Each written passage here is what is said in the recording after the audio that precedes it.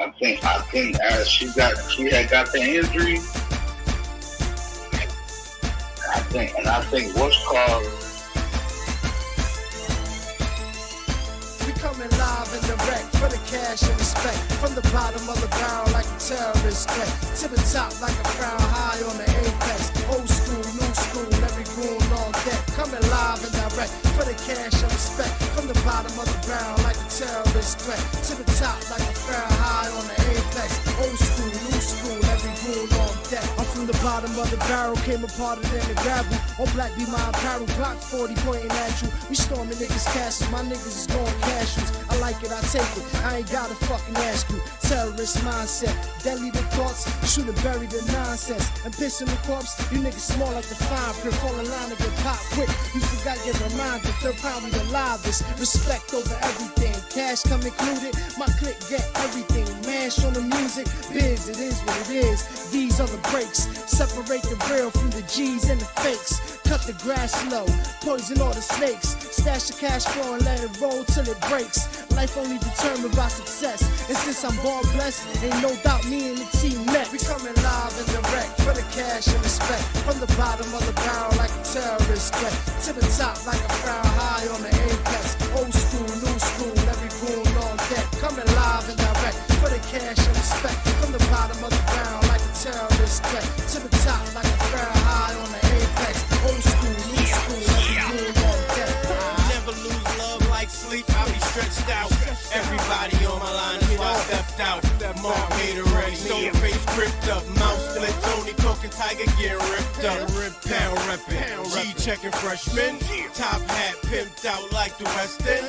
Musical, wise guy knows I real hard to eyeball, eyeball. Nigga pick a side, killers never switch a side. Money or the power, push the way I feel aside. Deal a day, still celebrating. Pop another bottle for every hater hating. Both hands, middle finger in the air. Shining on both so you see them shits clear. Playboy, ice grill, he ain't scared. And you can keep them ugly bitches over there. Coming live and direct for the cash and respect. From the bottom of the barrel like a terrorist threat. To the top like a crown high on the apex. Old school, new school, every goon on deck. Coming live and direct for the cash and respect. From the bottom of the barrel like a terrorist threat. To the top like a crown high on the apex. Old school, new school, every goon on deck. They don't wanna see me shine. Might go blind and the blind can't leave the blind. Dropping gems on them, they don't pay no mind. Nope. It ain't worth throwing pearls and swine. Love that fast money, wanna stick something. But a slow million better than a quick 100. One line at a time, keep the hits coming. Uncut blow, take a whiff of it. It's a shame what they do for wealth. Wanna be Wayne, shoot yourself.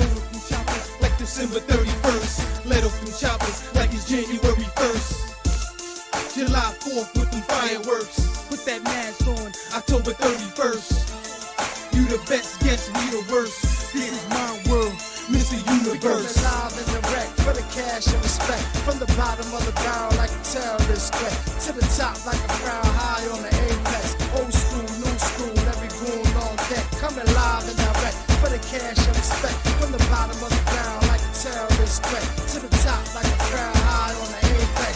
Old school, new school, every goon on deck. Coming live in the back, can't pardon your disrespect. From the G's to the goon, little homies on deck. This is boom back like a terrorist threat. Keep it gully good, can't shame my rap. Spit a universal code, take game and bet. Homie think, bring your gang and set. I'm a suicide king, never bang regret. From the bottom of the barrel like the game is fit. As long as I'm alive, too legit to quit. The hustle is the turn, trying to flip the script. Don't let the struggle burn, you gotta flick the switch. Third pound on the moon, so ridiculous. Oh.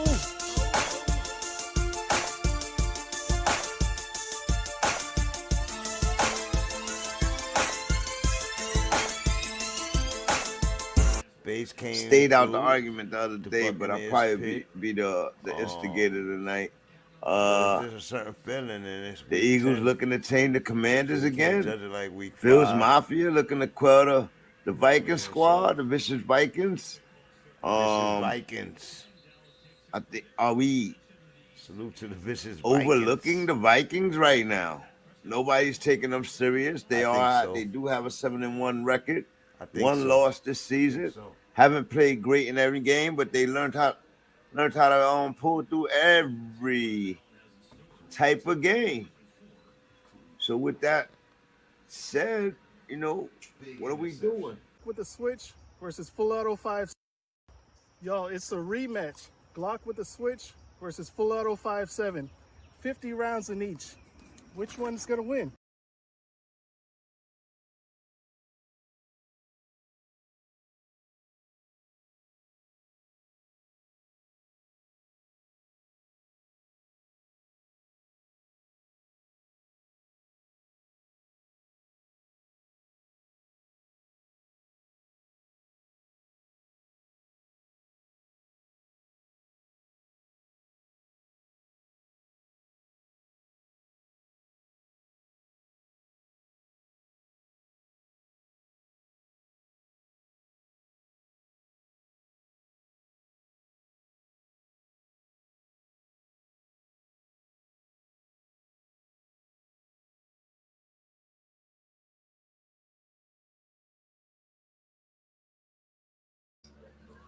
Salute. Can y'all hear me? Can you hear me?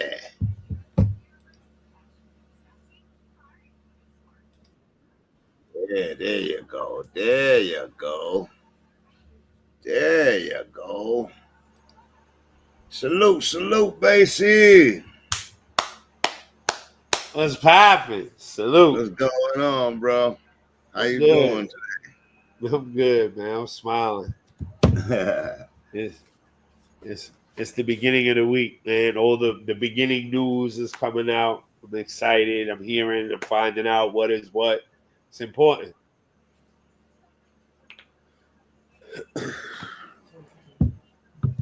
All right. We just waiting on Moosey. Waiting on the Moose. So while we wait on the Moose, I'll fill them in. From Eagles. Oh no, that's not what I want. Here we go. I'll fill them in.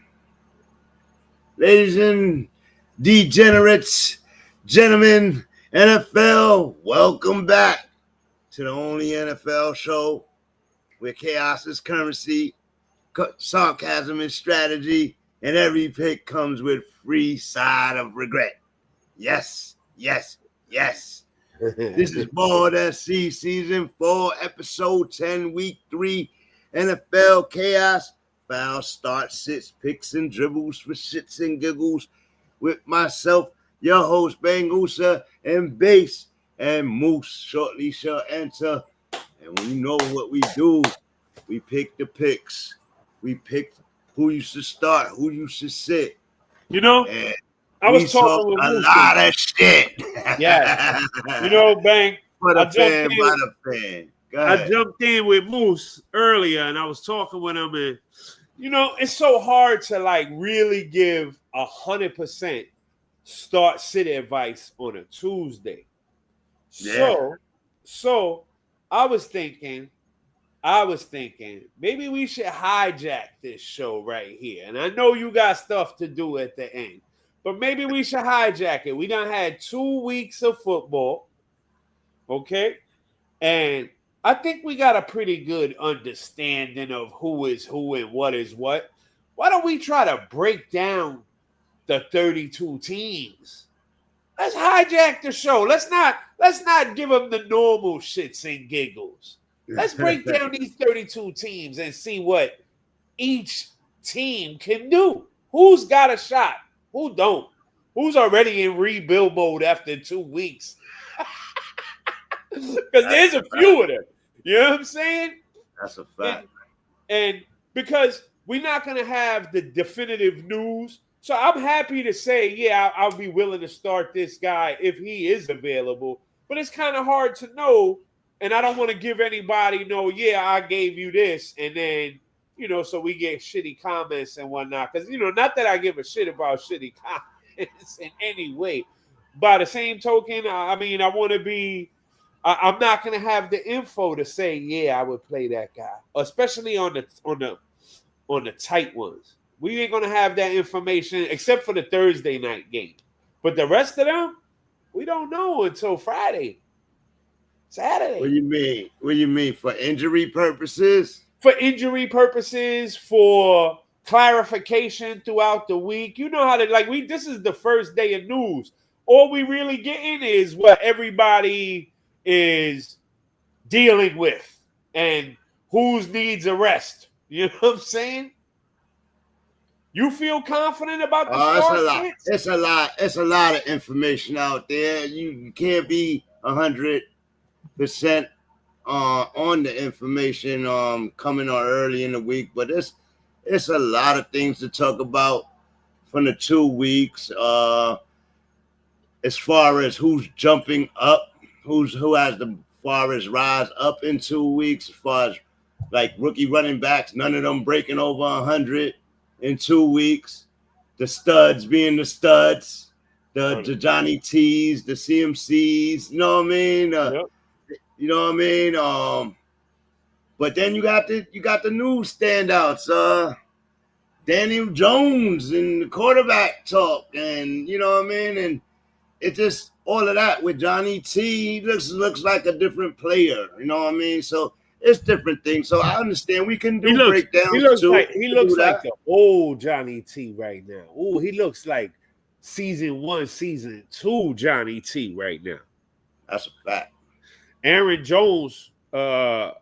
IR. Ouch. 4 weeks gone. Hamstrings, bro. Hamstrings is serious, nigga. Yeah. Hamstrings have been serious, bro. Christian Gonzalez been sitting out with a hamstring from July.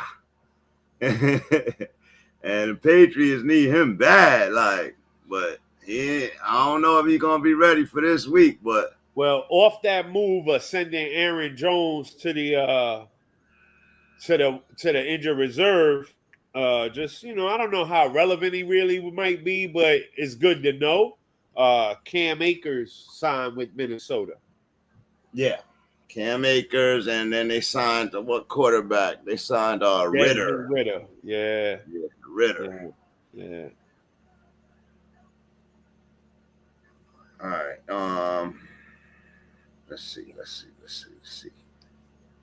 Where did you break me up from? Where was my little section at? Sorry.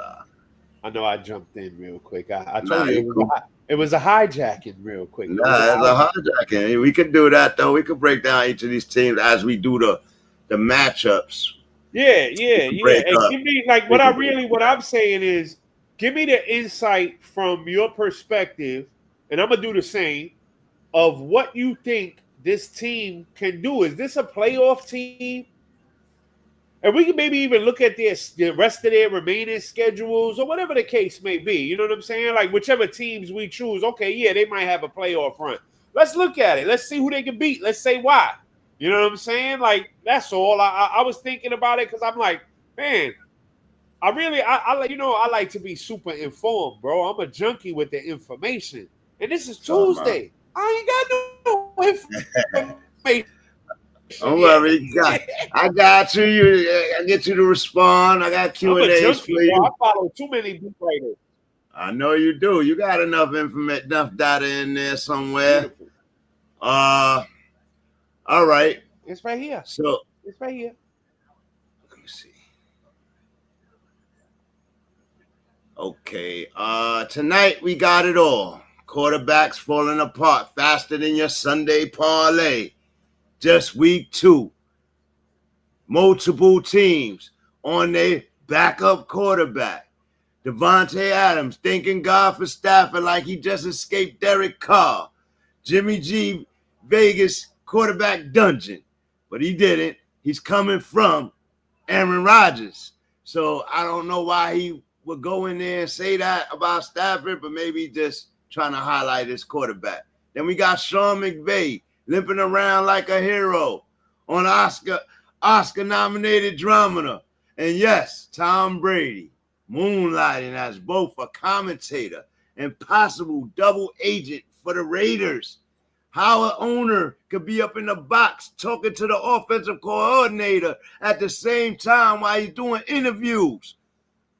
I don't know how they just broke the conflict of interest and all the rules for Tommy B, but we're going to talk about that. So buckle up, smash that like button, and prepare for a night of chaotic picks, sarcastic takes, dribbles for shits and giggles, because if we're going down with our predictions, we're taking you with us. I don't care if Basie don't want to take you. I'm taking you. Let's go. Let's go. What's going on, everybody? Welcome to Baldsc. It is your host, Bangles and Basie. And yeah, we got week 3 in this NFL Chaos Files. Let's start with let me get the picture up first of the week matchups. Let me see, where are you? Where are you? Get that up there.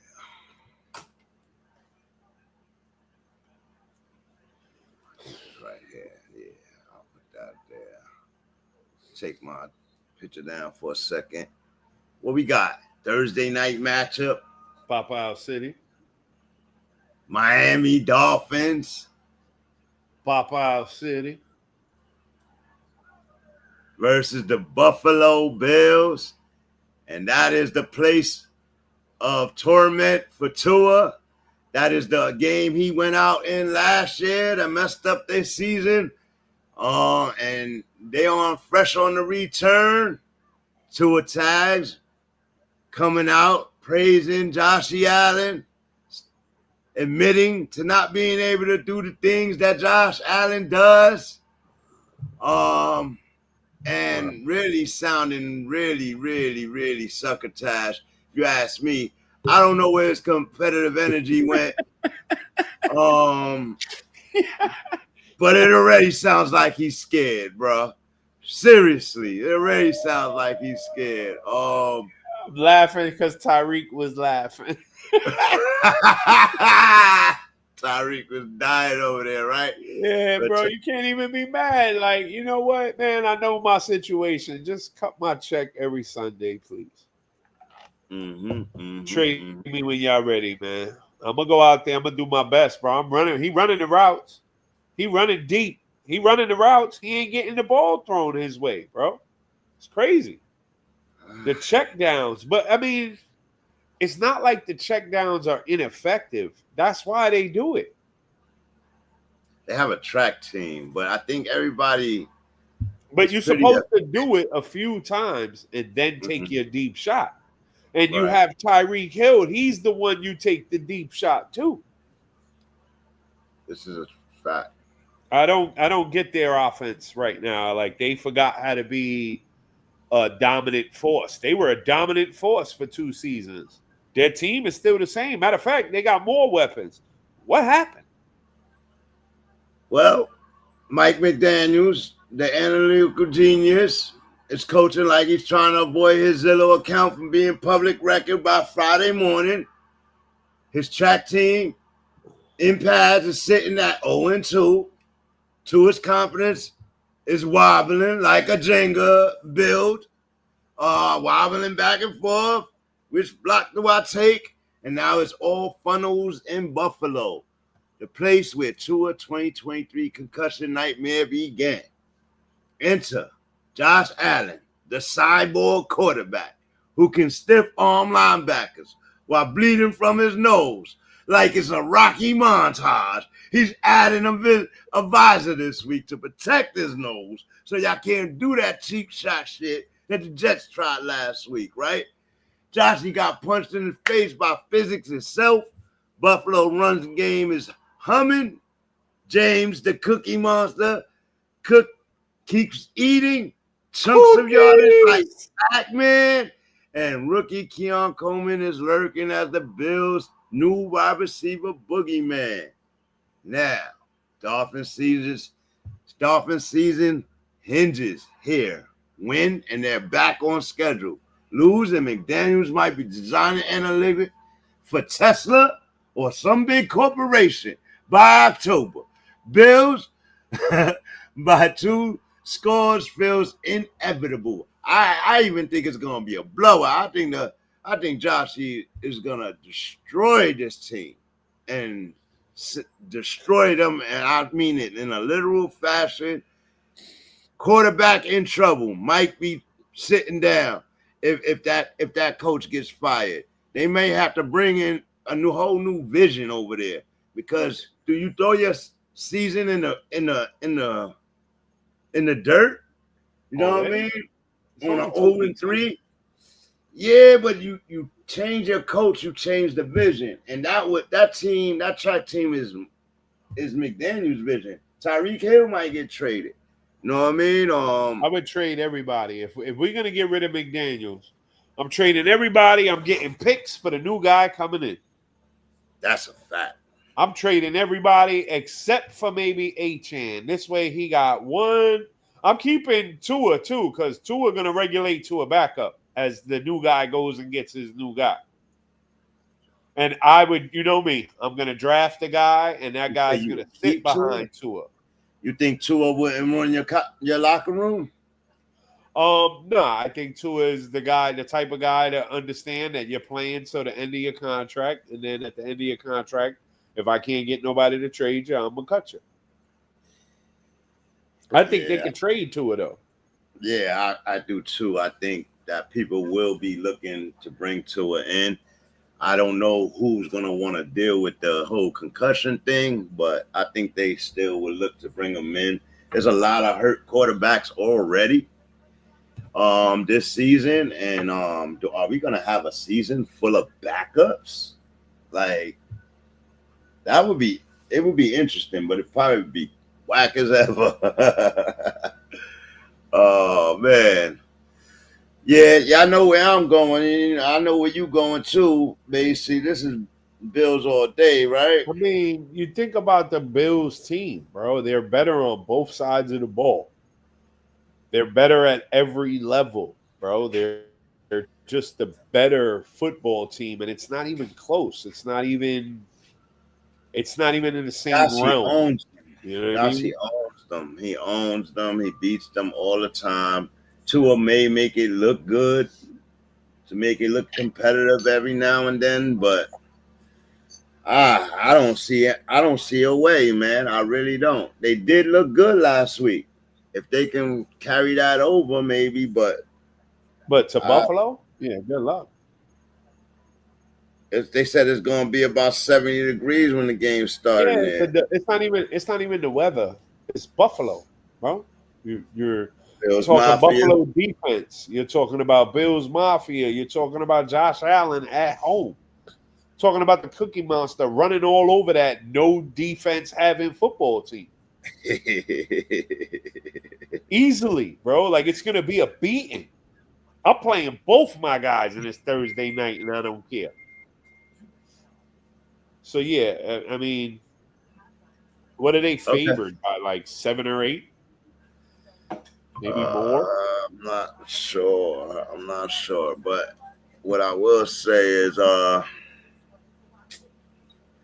goodness gracious, who do you play? Who do I play? From what side? Dolphins. Tua, because you have no, Tua, because quarterbacks is crazy right now. So if you need him, I would throw him in. He's playing Buffalo, but you throw in all day. Achane, Waddle, and Reek. You have to play the same guys, bro. I would caution that, because I would caution Waddle. I would caution Waddle. I would play Achane. Didn't Waddle catch a touchdown this week? He did, but you're talking about a Buffalo defense that's pretty solid. Like, but they're gonna throw all game long. They have no choice. They'll be, and then garbage time as well after Buffalo is destroying them. Yeah. Sorry, I got coughers in here. Nah, you're fine. You're fine. Shit, it's not me tonight. I'm usually the one coughing, but Yeah, and then in Buffalo, you just play your Buffaloes, huh?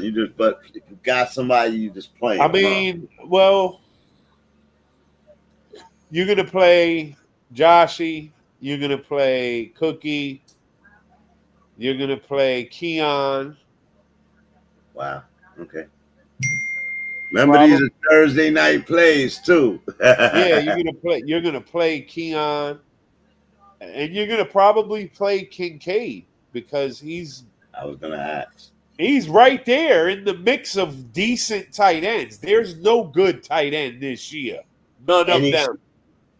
We were talking about this yesterday, me and you. You were like Tyler Warren. I'm like, yeah, because he don't know that tight end suck yet. He just got here. I mean, you got a couple that's doing all right. Jawan Johnson's doing pretty decent. You got guys off the wire doing good. I know. It's ridiculous. Oh man. I know that the Bears have two good tight ends and they both doing bad. Like they ain't getting enough shots. It's Caleb, bro. I know. We'll get to that. We'll get to that when we get to that game. Yeah, we'll get to So yeah, from this game right here is definitely Buffalo for me. And yeah, it's all hands on deck, bro. The Buffalo's gonna put the ass whip to the Dolphins, I believe. Somebody's asking for a way in. All right. I'll get them. Oh no, 20 minutes. 20 minutes. All right, down to 20. All right. I'm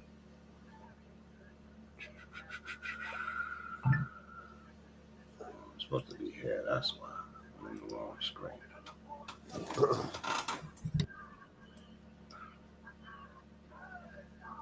Raiders Commanders. All right, so let's get some Raiders Commanders.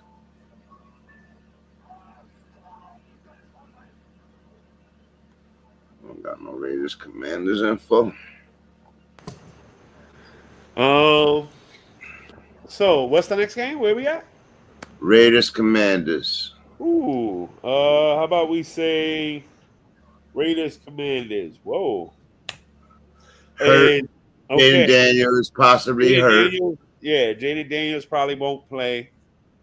No Austin Eckler, so this is the first. Eckler's hurt for the rest of the season, right? Raiders. Old Bill. Oh, Raiders. Yeah, let's talk about El Gino last night playing really bad football, man. Probably the worst. Let me see. I gotta have that image here. Probably the worst in football history numbers put up early in that game. 3 interceptions. Let's see. Where are you, Gino? Where are you, Gino?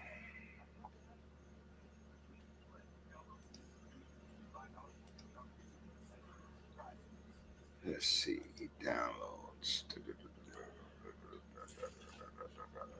Gino Smith.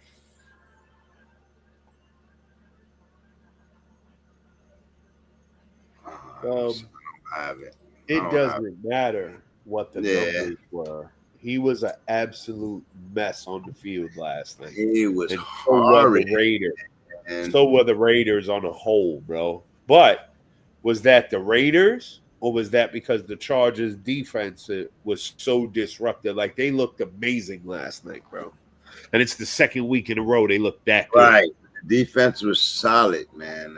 It was solid. Bro, they was on fire last night, bro. They was bouncing all over the place. So for me, it could be a whole lot of that. You know what I mean? So Gents, he didn't look good in the block and the shotgun. He wasn't picking up the blocks on the right side. Gino was getting killed. Then he didn't run well. He's struggling for a rookie, but he does look strong. When he does get it going, I don't know. I don't know what the Raiders could do. threw an interception on the first game, and yeah. Oh, yeah. We forgot to talk about that. The Dolphins are going nowhere at the moment. So let's just say that. And Buffalo, of course, they're a Super Bowl contender. So back to the Raiders and Commanders. Back to the Raiders and Commanders. The Raiders are going. They're still in rebuild mode, and you see it. They're still trying to iron everything out, and they're 1-1. And if they can do that throughout the year while they're figuring it out, new coach, new Geno, new everything. You know what I'm saying? New quarterback, new everything. If they can get it, they look good when they look good. They look bad when they look bad, and their defense is still lacking. They got Crosby, but that's all they got. So they got a pass rush, but that's all they got. They did better than I expected last night. They was in the game, but they couldn't get no offense going. But for them just to have Crosby, I expected it to. But then they weren't in the game. I mean, it was a 14-3 game, right? For 2-3 quarters, you know what I mean? Yeah, but they weren't moving the ball at all. At all. Little bit here, little bit there. First down, then out. Field goal. Come back. Little bit, field goal. Yeah, exactly, bro. They were horrible in the red zone, horrible on the opponent's side of the field. They was good getting to the 50 and the 40, but they was not good after that. And it, like I said, with them it takes time. They're not. I consider them middle of the pack. I won't put them on the bottom. There's a lot of teams, which is good for them because they were bottom of the pack last year. I'm gonna say they're at 1-1 and they got a shot, bro. They put it all together and they can become a tough team real quick. Geno had a rough night. The Chargers were for real. So saying that, going to the Washington and the Washington side of the ball, with not having Daniels, a new running back. Who's the backup quarterback for them? I knew that. Marcus Mariota. Do you think Mariota could pull this game out? Yes. And at home, yes. And if Bill is as advertised, yes. I mean, when you think about it, Bill was so good in camp, they traded away Brian Robinson, who was like a 3rd-round pick for them, for this 7th-round pick. So maybe he's lightning in a bottle. Maybe he's Arian Foster. We won't know until he get on the field and get a full workload. Some people get better as they get banged up throughout the game. That's as they, like a fighter. The more you bang them, the better they get, So we'll see. I think it's a wait and see with Washington as well. And see what's going on with Daniels and how fast he gets back. When Daniels is there, they're competing in the NFC, I believe. You know what I mean? Mm-hmm. I'm a little worried about Daniels. He had the MRI. He just has a knee sprain. Dan Quinn is not saying if he's gonna play or not. But I'm just gonna count it that a knee sprain is pretty serious. I don't know how fast he can injure. I mean, he can heal, but I don't think it's that fast. You know what I mean? I think that we should at least count him out this week, but maybe he starts in this game. I just don't know how effective he can be and if that hurts the team. But not only that, it's a short week for them. Oh, no. They play on Sunday. Yeah. Mm-hmm. Yeah. But Jaden Daniels looked bad last game and got beat up. Couldn't move the ball. That blitz was too heavy for him. Mike Parsons was all over him and slammed him, hit him, knocked him down, all kind of stuff. And then he ended the game with the knee sprain. And I didn't see it when it happened. Did you? No. He finished the game. Maybe it ain't that bad. Right. That's what's making me think that maybe he'd just be out there, right? Yep. It's all possible. We got, like I said, that's one of them wait and sees. But regardless, I think Washington could squeak out the win. I think they're the better football team right now. Who do you play? Washington, I'm playing Bill, and I'm playing Debo and McLaurin. Okay. And you know who else? I'm playing Zach Ertz. Zach Ertz. He's pretty busy. I play Zach Ertz too. Raiders, just Brock Bowers. You play Genty this week against the Commander defense. Yes. Volume. The volume is there, bro.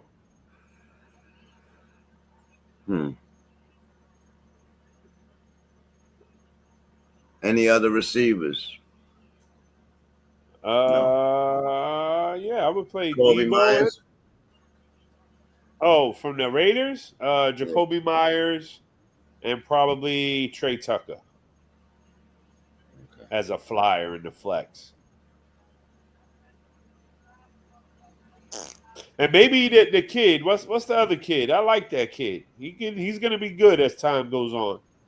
Oh, Thornton, Trey Tucker. Yeah. No. Thornton. The big kid. He's Tucker's a big all right. target. He's a big target. He's pretty fast, but he's just not. I mean, Gino wasn't hitting him. I gotta just say that he was off yesterday, so maybe he did have a couple of shots. You know what I mean? But he didn't really impress me. I thought he would play better.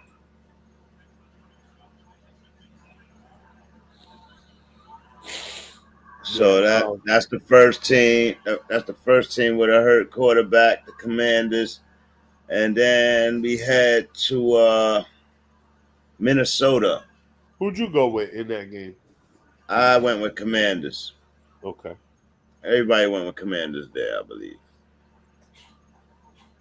Then we go to Minnesota Vikings, who just came off a rough Monday night game where they couldn't move the ball. And their quarterback got beat up. And he has a high ankle sprain and is going to miss some games. And Justin Jefferson said that coach came up to him in the third quarter and said he was going to bench the quarterback. And he told him that he shouldn't do that right now, because that would hurt his confidence and his self-esteem. And he left, and the coach took his word and left him in for the rest of the game, and then he ended up being hurt at the end of the game.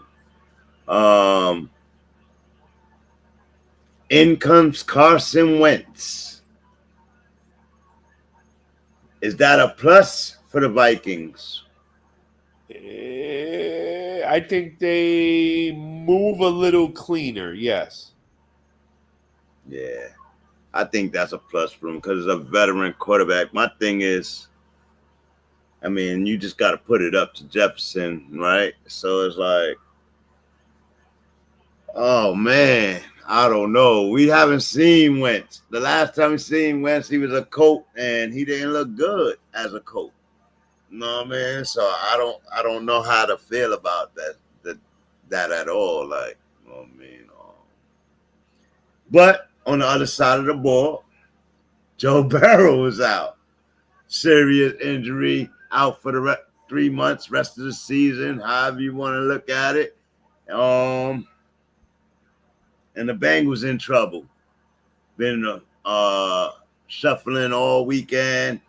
They done signed a bunch of guys, but I'm hearing their name in the talks for possibly Winston, possibly Malik, possibly the Gravitas himself. But how you feel they should go about it? Should they just stick with Browning and swing for the fences, or should they go get a quarterback? Well, I think it's early enough, right, that they won both their games. So it's early enough for them to see Browning for 2 football games and then make a decision. So 2 full football games, and then in week 5, they need to make a decision. Are they going to ride with him for the rest of the year? Or, no, this kid can't do it. And we are, if they win the next 2 games, or 3 games, then it's a little different too if they're winning with the kid too. So all of it comes to the end, but they get to watch them for at least 2 because they won both their games. So they're in a better place than they ever are. But I think they should be thinking Jameis Winston. I would be thinking Jameis. I would love to have Jameis. Oh, my God. Could you imagine? Oh, and his waiver wire, I would spend all my fab. All of it. I would make y'all spend y'all. My bid would be big enough to make you spend because I would want it. So if you want it, you coming off a number. It'd be worth it to me. He's Jameis Winston, bro. He's going to throw 100 picks, but he's going to throw for 5,000 yards with that team. Are you kidding me? He's still a starting quarterback in the NFL, bro. I don't know. Are we holding on to old Jameis? No. Did you see him last year? He did throw the ball last year, but I did see him throw a 3-interception game too in one of those games, man. And Smith had a 3-interception game last night. You ready to throw him out? Good point. Like, you know what I'm saying? Like, and again, Jameis is going to throw picks, but in that same game, he's got 4 touchdowns as well. So he's that guy. Yeah, he's going to throw those picks. Receivers. Jameis will try to air it out. Though, man, try to air it out.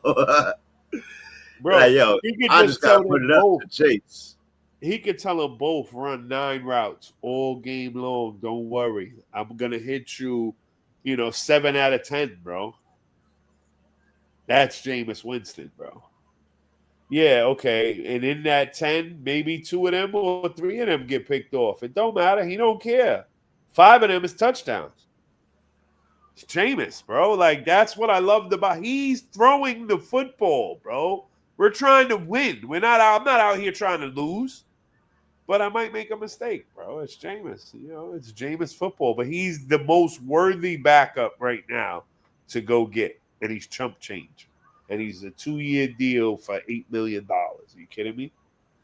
Pick up that contract in a heartbeat and give him a bonus since I'm starting him. For real. What would be your axe if you was the Giants? 2nd round pick. 2nd round pick for Jameis? Bro, I'm making it hurt. Oh, you want him? Now, you're going to talk me off that. You're going to talk me off that 2nd round pick. So I end up with 2 3s maybe? Yeah, I'm okay with that. Mm-hmm. Give me your 3 and 26 and your 3 and 27. I'm okay with that. Talking about picks, going back to Miami, how much is Tyreek worth to you? For real. If you're the Kansas City Chiefs, the Pittsburgh Steelers, are you giving up a number 1 for Tyreek Hill, a 30-year-old wide receiver who ain't played good in the last 2 years? For Tyreek Hill? Right now? Yeah. Right now. A number 1? Mm-hmm. Wow. Which team? That emphatic. Put him with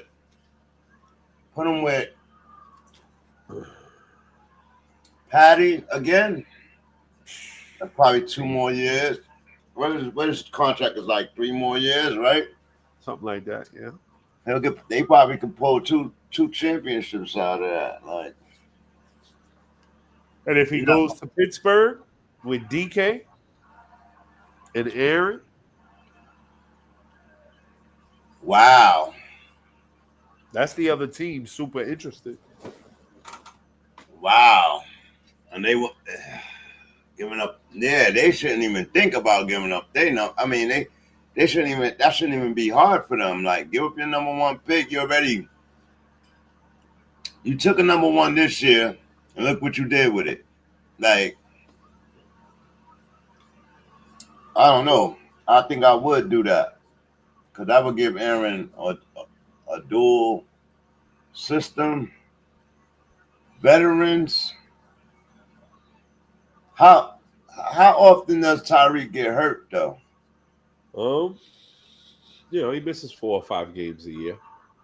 Oh, Maybe 3 games a year on average.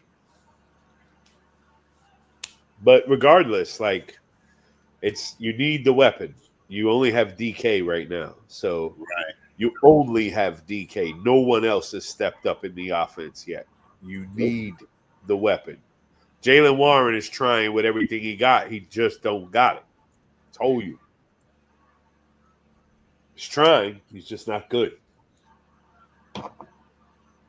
And so they're the other ones. But anyways, back to the what game were we on? The Minnesota Bengals and Vikings. Hold on a second. The Vikings lost J.J. McCarthy to a high ankle sprain just 2 games into the NFL career. The fallout, absolute quarterback musical chairs, signed Desmond Ritter, ex-Falcon starter, Raiders fill-in Bengals preseason arm, Carson Wentz steps into starter role versus Cincinnati. Deja vu considering his own earlier career injuries derailed his near MVP campaign and championship season. Wentz resume in 2023 threw 3 interceptions to the Commanders when he was on the Browns. In 2024, Rams 2 touchdowns versus the 49ers looked serviceable. 25 Chiefs, 98. No, I don't know. That's not. Scratch that. Career backup, battle incoming. Wentz was versus Jake Browning, Brett Ripien, or Sean Clifford that got signed. Mike White lurking on Cincy's practice squad. Which one of those quarterbacks should get to start this week? Browning. It's not even a thought. Yeah, Brett Ripien, Sean Clifford, and Mike White. Browning, just keep Browning, bro. Like, if y'all not going to get Jameis, keep Browning, bro. It's Browning and Wentz. That's it. Who do we like? Who do you like from the Bengals side? Wow. Would you play Browning? I was looking at something from when he played. He got like a higher percentage in the games he played, completion percentage, than Joe Burrow. And I'm like, I know he's not better than Joe Burrow, but how many games did he play that year for Joe Burrow? Was it only like 3 or 4? Yeah, it was like 4 or 5. Did they make a push for the playoffs that year? Yes, they did, sir. Yes, they did, right? See, I think he's more serviceable than people are giving him. Yes, they did. He threw 3 interceptions. Yeah, I think he's going to play well. He has Jamar Chase and T. Higgins. He has Jamar Chase and T. Higgins, Mike Gesicki, and Noah Fant. Yeah. Bro, and Chase Brown. He has 5 weapons on any and every play. Yeah, but give me Browning. That ain't look good last week, though. You had those weapons last week, and Jamar Chase still went off. I don't know. And T. Higgins had a good game. Both of them. He had a decent game, yeah. Fucking Higgins, 3 touchdowns. I mean, Chase, 3 touchdowns. 145 and 3. That's a great game. It's fucking insane. But so I'm playing my Bengals weapons, but they are playing Minnesota, so I'm tempering expectations. I don't expect Minnesota defense is decent. Yeah, I don't expect it to be, but from the other side as well, even though the Bengals defense been playing better. It's not great. Better. Yeah. They playing better though. So turnovers. Yeah. Right. So on their side of the ball, I like JJ. I like Jordan Mason. I probably wouldn't play. play. They ain't playing. Who? JJ McCarthy ain't playing. No, Justin Jefferson, buddy. Oh, okay. I forgot there's two JJs over there. All right. JJ. And I think Wentz leads on hockey this week, and I think hockey is worthy this week. Hockey. Yep. So that's and that's pretty much it. I probably just play JJ, hockey, and Mason. No and man. I probably wouldn't play Wentz either. We haven't seen him. I don't want to. Yeah, unless you're like in a super pinch or a super flex. I'm not playing him. No way. I wouldn't be playing him. But I mean, only because there's better options probably on the wire. And with that being said, I'm going to go with Minnesota at home. Bengals get their first loss. Yes. I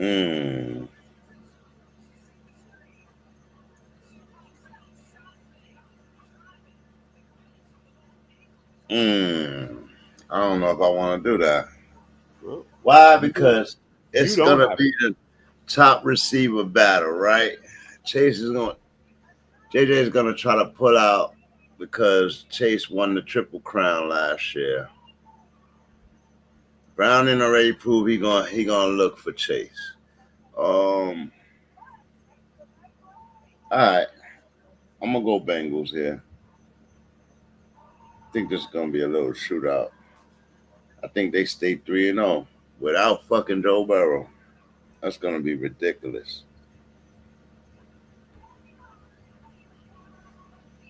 They're gonna be the talk of the town. No Joe Burrow. Base is on Vikings.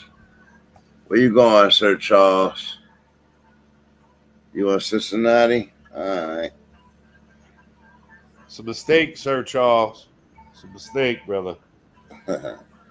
We gotta see it. We gotta come back to all the games for Moosey anyway. What about so then we'll move right along and we'll go to the Atlanta Falcons. Divisional battle with the Panthers. Hold on. Atlanta Falcons defense first, Penix second. Had just one touchdown, no interception through 2 games, but he hasn't had to force anything. Atlanta's defense has allowed only 29 points all season, smothering J.J. McCarthy and the Vikings in a 22-6 Sunday Night Football primetime game. Next up is the Panthers and Mr. Bryce Young coming off a really, really impressive game. Throwing for over 300 yards last week. Pretty impressive, but he still lost. They 0-2, and it's time to prove it for Bryce Young, man. NFC South tilt. You know, that's Baker's division to lose right now. But how you feel about the Falcons? Let me get the other team. I like Atlanta. I like Atlanta. I do, man. I like Michael Penix. I like what they're doing. He had a rough game. He's pretty much a first-year quarterback, even though it's his second year. But it's his first year starting. I call it an extended rookie season. Yeah. So, yeah, he's going to be some bumps in the road here and there. But he got a whole hell of a lot of weapons to lean on. He's been leaning on them very well. Bijan been eating. Kyle Pitts been eating. He need to get the wide receivers back more involved. Lean on Drake London and take it from there. And I don't think the Panthers defense is nothing to be scared of. So I think this one is going to be a good game. It's Carolina at home. And it's a divisional matchup.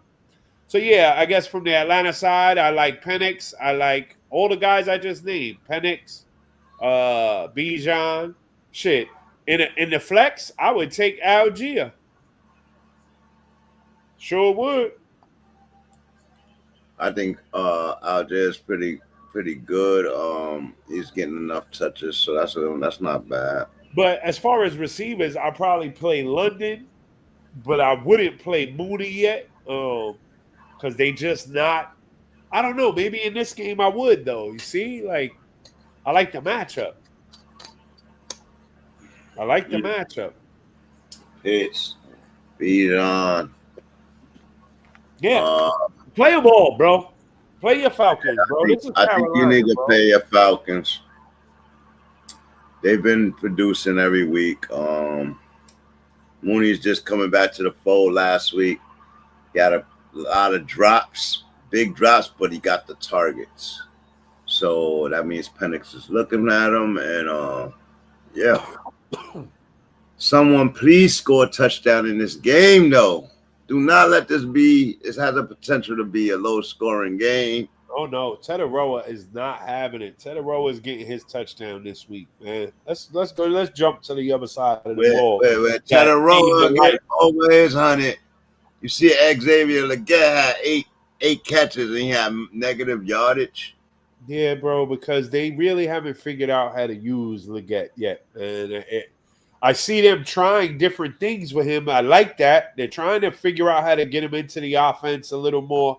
But this Tetaroa's offense now, he need to recognize. I think they all need to recognize because he's the truth. He came in right away.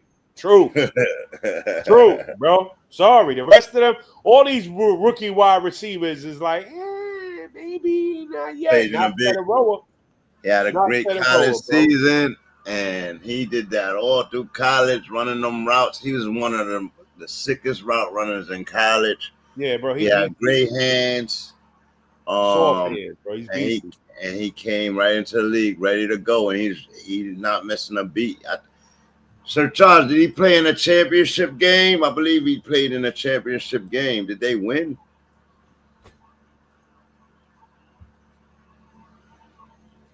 Oh, dang. Charles. Base, you went Vikings, you said? Yeah. Yeah, you went Vikings. All right. Charles went Falcons. I went Falcons as well. All right, he didn't answer it, so that's cool. We talked about everybody to play out of this game from Falcons too. I mean, from the Vikings too. All right, so we move on. Yeah, we already at the Atlanta. Carolina game, bang. Where you at? Oh, Falcons, Carolina. I didn't write it down. Yeah, we right there. Falcons, Carolina. So from the Carolina side of the ball, I'm intrigued by their offense, but I'm intrigued by the kid coming back, Coca, and that'll help their offense a lot. And the tight end starting to come on. What's his name? Smith? No. What's his name? Hold on. I'm going to look him up because he's been worthy.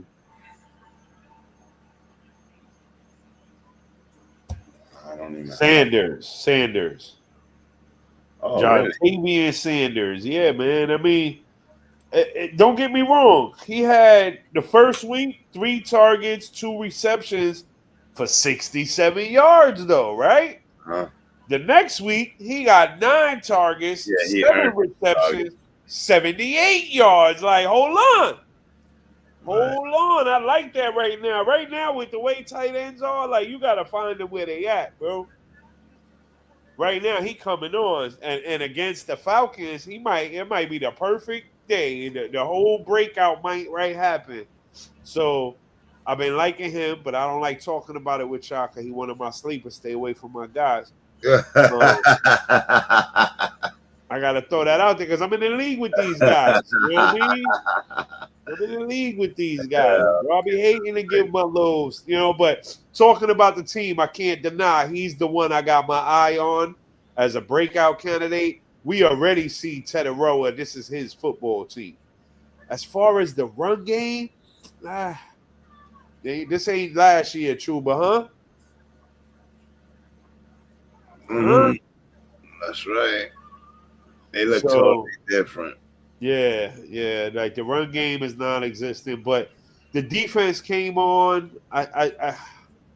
I think Carolina is growing. I don't think they have playoff aspirations at all, and so they're still in growing phase. But Atlanta does, and I think they take this game. Give me Atlanta in Carolina. Give me Penix over Young. Yeah, man. Yeah, I'm with that too. I am with that too. It's been a QB carnage in 2 weeks,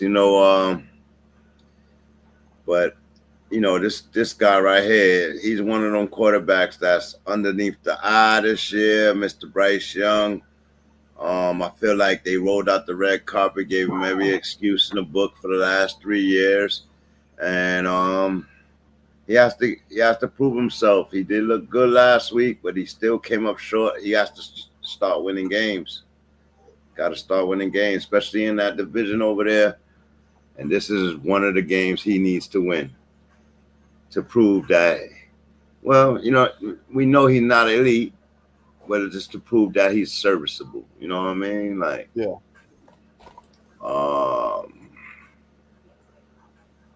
I agree. This is a divisional matchup. You gotta show up, Young. Like, you really do. Like, this is his make or break year, though. My opinion. Like, if he don't show up, they're not offering him an extension. He's not staying there. You know what I mean? Mm-hmm. So this is his year right here, and I think another one of those organizations that just. Yeah, but I seen the potential in him last year. He had the potential. So, come on, kid, get it together.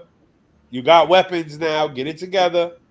Let's use these weapons. Let's overuse these weapons. Let's hype a target. Let's play football. Let's win. You know what I mean? So definitely got to get a run game.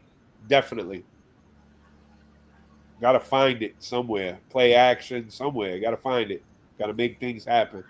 But yeah, I'm still taking Atlanta. I think Atlanta wins. Teteroa, rookie receiving leader after a 100-yard game on his team. You think that he can double that up? He's one of the rookies on the surge. Him, Mika Buka, and sophomore Troy Franklin. We'll see what Teteroa could do. I think Teteroa is gonna make Bryce Young look a little better. You know what I mean? I think Bryce Young, you know how Caleb leans on Odunze. I think he finally got a guy that he can lean on that's young enough. You know what I mean? Because last year was my guy that went to the Thielen. Yeah. It was Thielen. He leaned on a lot. And we didn't even talk about him over there in Minnesota. He ain't relevant right at the moment. And with a backup quarter, maybe with the backup, but I doubt it. I wouldn't be doing it. Okay. I wouldn't be doing it. So, all right. Well, let's move to the next game. Texans and Jaguars divisional matchup. Jags coming off a ugly loss. They was in the game. They battled, but they keep coming up short. And I know this is just a segment where you want to tear up Trevor Lawrence over there, so I'll let you go. Go do that. Listen, I think the kid needs a change of scenery, bro. Again, as much as I want to rip into the kid and blame him, maybe I don't know. Maybe you can't learn 5 systems in 5 years. I don't know. I've never had to. It's ridiculous though too. Like, so I think maybe a change of organizations for the kid? Maybe. I don't know. Maybe he's just a backup and he ain't good enough. I don't know. It's hard to gauge that kid. You got all the weapons in the world right now, and you're sputtering as far as the passing game is concerned. Let's see the backup. Is it time? Is the hook out already? Are we hooking Trevor Lawrence and peeling him off the his leash got to be short. I think this is his year. He's the next one that's under that eye, just like Bryce Young. 100%. He's definitely under that eye. I just don't like, again, his organization. Like you said, he may need to change the scenery. They just have a lack of vision, or maybe it's too many visions, and they have no consistency. They take a great draft pick at the beginning of this year. They take a draft pick that can play two ways, and they only play him a total of 16 reps in actual games. It just makes no sense to me at all. He's perfectly healthy. You might have gotten in trouble. You got Liam Cohen, who did well with Baker Mayfield last year out here in Tampa Bay. But I don't know. Him and Trevor was arguing this week. I read an article on that said that they were arguing, but it was only in best favor of the game. They have no beef. So we'll see. It didn't look too well on the sideline, but a couple of people was arguing with their coaches, quarterbacks arguing with their coaches this weekend. So I won't make too much of it. But then you got the other side, C.J. Stroud, who I believe is probably going to be under the eye too after a rough sophomore year. His rookie year, he had the best long ball in the game. His sophomore year, he was completing his long ball at 50-something% his rookie year. His second year, he's only completing 27% of his long ball. So they took that away from him, and he looks bad. He's getting they also took away his offensive line. Yeah, that's what I wanted to ask. Why was he so successful his rookie year with that same offensive line? And the offensive line was way better in that first year than it is now. They had Tunsil. They had everybody in that first year. They don't got nobody. Injuries? Trades, free agency.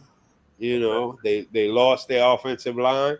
I mean, in the beginning of last year, Mixon gave him a run game. So because he had a run game, you had to respect it. Right now, even though Chubb is falling in the end zone every now and then, he's not somebody you got to respect right at the moment. So they're sitting on CJ, and he's not running enough. That's for certain. He could definitely use his legs more. I agree. He doesn't get out the pocket enough. But you always love that about him, that he's more of a pocket passer than he is a runner. So, I don't know. Right now, they look like crap on both sides. They haven't been able to get Nico Collins the ball on a consistent basis. But going up against the Jags could be a get-right game, right? Like, it could be. It really could be, bro. Like, they're the perfect team to get right on. Oh, it could be the perfect game of Travis Hunter to make some noise. It's possible. Man, I don't even know how to lean on this game, but this is a divisional game in a rough division. Cam Ward and who else is over there? Oh, and Indiana Jones, who's at the top of the division right now. Wow, that's going to be an interesting division. It's going to be a challenging division this year. I'm curious to see how that shakes out. But here we go with the first C.J. Stroud, Trevor Lawrence matchup. That means that the Indiana coach is going to be playing the other team, right? Coach playing the Titans. Yeah, coach playing the Titans. So this is a divisional South week. Who Where you going here? Who you play? Who you start? Who you set? Where you lean on this shit? Like I said, this could be a get-right game for the Texans. Yeah, I think the organization is a mess. The Jags. ATN is the only thing that looks good about them right now. Their run game. It's sad. Brian Robinson is a mess, almost a sit. I'd start him because they're playing it. It might be a bad idea to, like this team looks a mess. Their most effective wide receiver has been Dynamic Brown, who they just picked up this year. Anyways, the third, fourth guy is the number one guy all of a sudden. Brian Robinson and Travis Hunter not doing much. So yeah, I think with the Jags, it's a wait and see, man. I might really sit Brian Robinson this week. That's crazy. Brian Thomas. Oh yeah, Brian Thomas. Sorry, Brian Thomas Jr. Yeah, Brian Thomas. Actually, when I think about it, he was not shining with Trevor last year. He didn't shine until Mac Jones came in and made him the priority. And he scored every week. So I don't understand what's going on with Trevor Lawrence and his connection. But Trevor Lawrence seems to not look his way enough. Like, they force some throws to him. But even when he does that, he threw the 2 interceptions last week. And that's what really killed the game for him. And them late turnovers, man, late in the game turnovers. That's something Trevor's been doing since year 1. He got to cut that completely the fuck out. Definitely it's time for that crap hole to go away. And I mean, I like the Texans. I like CJ. But only because of who they playing. But I like CJ. Yeah. I like Nico. I like Chubb. Oh wow. Yeah, okay. I'm gonna play Chubb, bro. Chubb he's falling in the end zone every week, bro. Give me that. He did good. Give me that, bro. He's falling in the end zone every week, and he's getting 50 yards on the ground, 40, 50 yards on the ground and falling in the end zone. For your flex position, he's perfect. And against the Jags, he might even have a better day. So, yeah. And give me the Texans to win. I'd probably hold off on the wide receiver 2s, like Higgins and Noel. And I probably, if you're in a pinch, Dawson Schultz is going to make 4 or 5 catches, 3 to 5 catches every game. It's ugly, but he's going to make it. I totally forgot about Mr. Schultz over there. Not me, man. Not me. I'm paying attention, bro. The year's starting to begin. I forgot about him. He was a big time. And on the other side, from the Jags, man, I'm definitely playing the runners. I'm playing both of them. 2 in the flex and ATN as an RB1. And I'm really on the fence about Strange and the wide receivers, bro. I probably look elsewhere for the tight ends and whatnot and wide receivers. You're not getting rid of Hunter. You're not getting rid of Thomas, but you definitely not that you got something better than Thomas on the bench though. I sat Hunter this week. Yeah, I'm definitely sitting Hunter myself, definitely. But watch him go off and have a big game too. It's aggravating. Right. It's the Texans, so it's possible. Yeah. I'm just sick of the lack of targets and all of that other. I have to go. I already took a couple of losses waiting on him to show up. I gotta I feel you. I feel you. So yeah, I like the Texans, man. All right, I got I'm gonna take the Jags in this matchup. But with a heart, because CJ was my guy. but I think the Jags have to get it together. I think the Texans are going to lose the division this year. They've been the winner of the division the last 2 years, but they just got it barely last year. This year, that their division is going to be much more challenging. They do have one of the best defense in the division, so that's why I do that. I make that decision nervously. Okay, Moosey's in the building.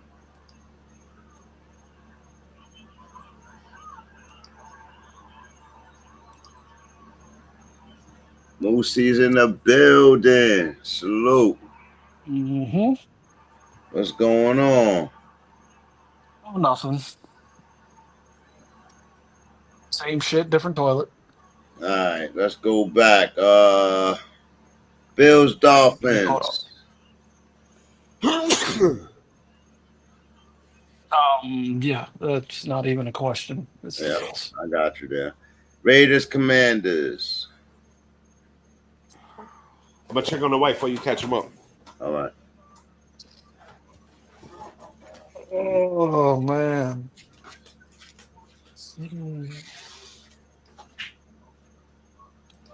If Daniels doesn't play, the Raiders have a real good chance of winning that game. Mm-hmm. Mm-hmm. I kind of got Daniels out of a sprained knee. I know he might play, but How effective is he going to be, though? Right. You know what I mean? Crosby gets him one good time. Is he going to go right back off? Like, you know what I mean? So Michael Parsons put a lot of pressure on him last week. I don't expect him to be mobile. I don't know how effective he can be, man. So that's why I didn't I got him as out. But can Mariota win it? You know what I mean? Against Dino? Yeah, I don't know, man. I'm gonna go with the Raiders. Going with the Raiders. On a limb there. And then we got Bengals, Vikings, both with backup quarterbacks. Oh. Wentz versus Browning. So McCarthy's out too? Yes, high ankle sprain. Oh. That might be a blessing for them. Because he was fucking horrible yesterday. Yo, you want to hear something crazy? He had a 37.5 passer rating for that game yesterday or Sunday. Or Sunday. If yeah, Dino right. had a worse one yesterday. 37.5 passer rating. If he took every snap and just spiked it into the ground, he would have had a higher passer rating. That's how bad he was. Goodness gracious. So I'm not saying it's push the panic button time in Minnesota, but I'd be concerned. Because in 8 quarters of football, he's only looked okay in one of them. And that was against a really bad Bears defense. So I'd be a little worried if I was Minnesota, but yeah, give me the Bengals. Just better. Me, bases on the limb in that game. Falcons, Panthers. Divisional matchup. He took Minnesota in that game? Yeah. Wow. Yeah, no, I don't see that. All right, anyway. What was the next one? Falcons, Panthers. Penix versus Bryce Young. Yeah, gotta go with the Falcons. Got to. Texans, Jags.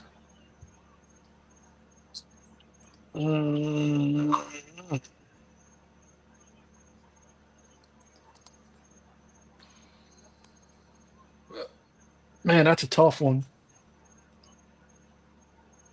Where's it at? Jacksonville? Yeah. Yep. Duval. Yeah, give me the Jags. All right, so now you saved me. I was on a limb in that game. All right. And then we caught up, and you just came right on time for your AFC West matchup, Broncos Chargers. Let's talk about this for a while. Let me get it right. Let me see where it's at. Broncos Chargers. Russ. Nope.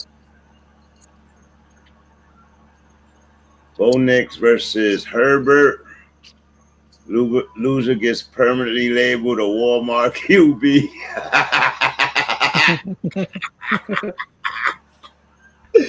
Nah, that's not true. Both these guys are really good. But Justin Herbert's playing on another level now. But Bo Nix playing just as good. Mm-hmm. And just as good, man, from that pocket. Who got the better run game? I think the Broncos might have the better run game. How is PS2? This is what's going to matter. Is PS2 still hurt? Yeah, I don't know. That's a good question.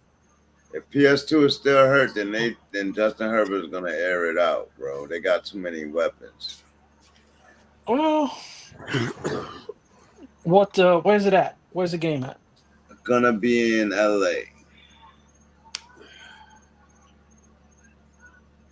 Who is it? Broncos and Chargers. Ooh, barn burner. Mm-hmm. Right now, the Chargers are the team to beat, though, so I expect the Broncos to come out with their best game. But it's gonna matter if PS2 is hurt or healthy.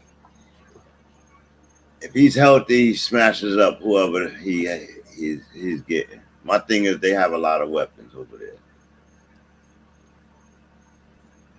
He can't take all three of them. He can't take all three of them. I know you try. If they could punch him in the face enough, they'll have Herbert shook. That's the thing. That's what's. Oh, Nick Manito got one of the highest pressures in the league right now. They rush crazy. Yeah, they're the number one. Yeah, they're the number one team in the league in sacks, bro. Nobody gets more pressure than the Broncos do. So that's gonna, that can affect them. And then on top of it, when he's rushed, but you still got Keenan Allen. You still got they got a lot of weapons, bro. It's gonna be a good game. And I'm playing everybody. I ain't scared of the Broncos. Yeah. Yeah. I think Jim Harbaugh look forward to this game right here as his measuring stick for the rest of the league.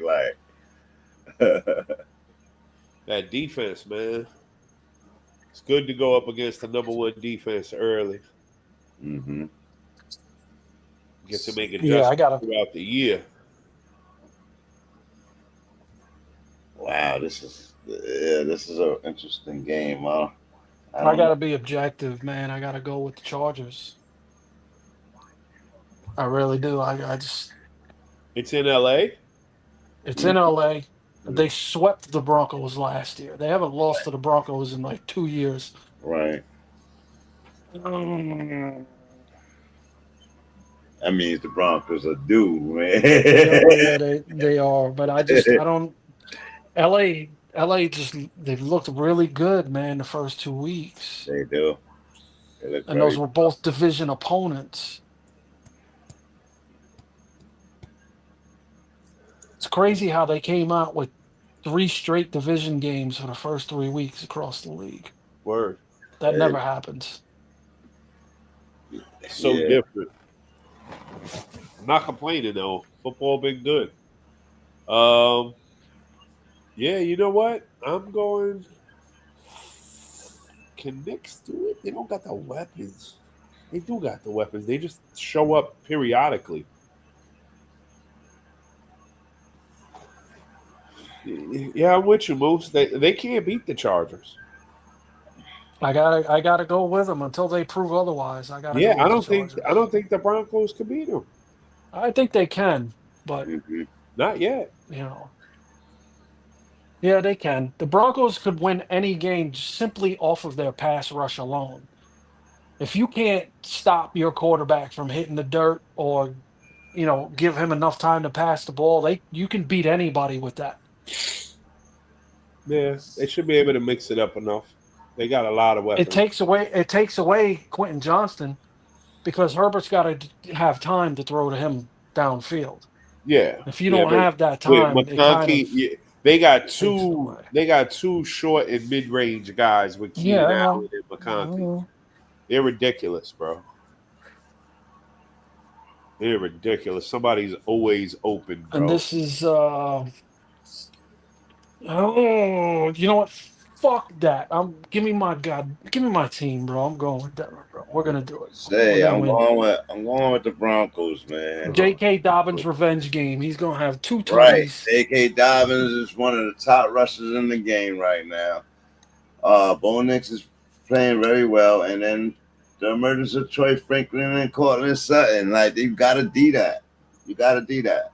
So how good are they? Like, you know what I mean? With their cornerbacks, but they've been playing real good. I can't say that, but I'm gonna go with the Broncos here. See what's up. I think PS2. I didn't read anything all day about PS2 being out continuously. So if he plays, he takes away whoever he has. So now you got too many weapons, bro. He's gonna take away one side of the field. That's all. That's 2 players. Not really. Got a tight end or wide receiver or 2 wide receivers. That's big. That's a big difference. Yeah, no, not with that team. Too many weapons, bro. Too many weapons. Give me the Chargers all day. They're the team that's ready right now, too.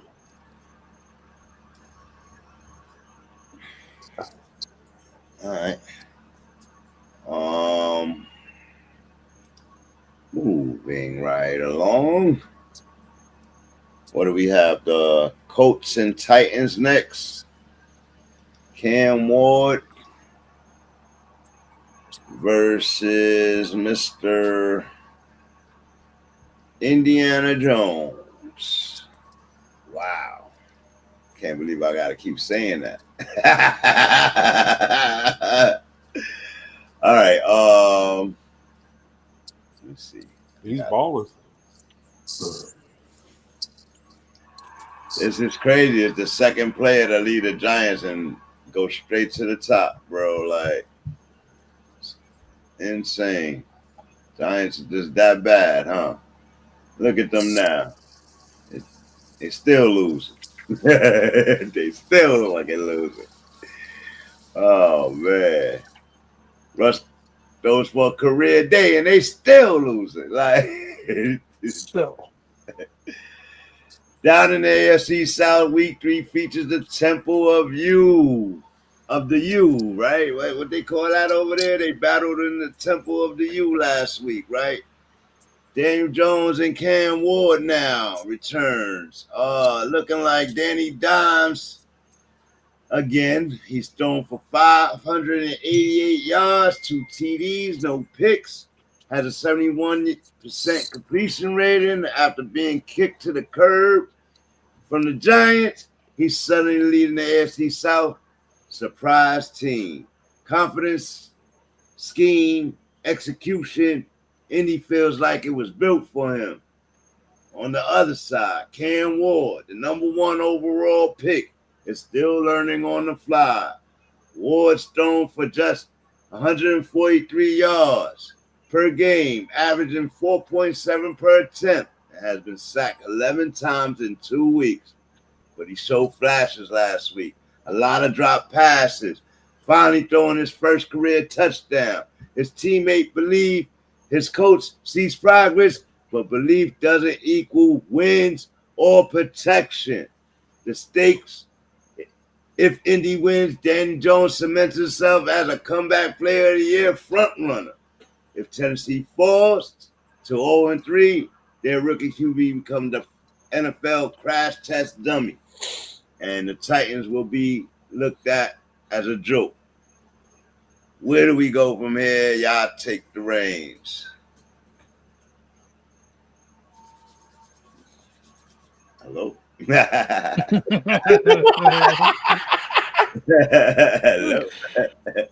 Hello. Crickets.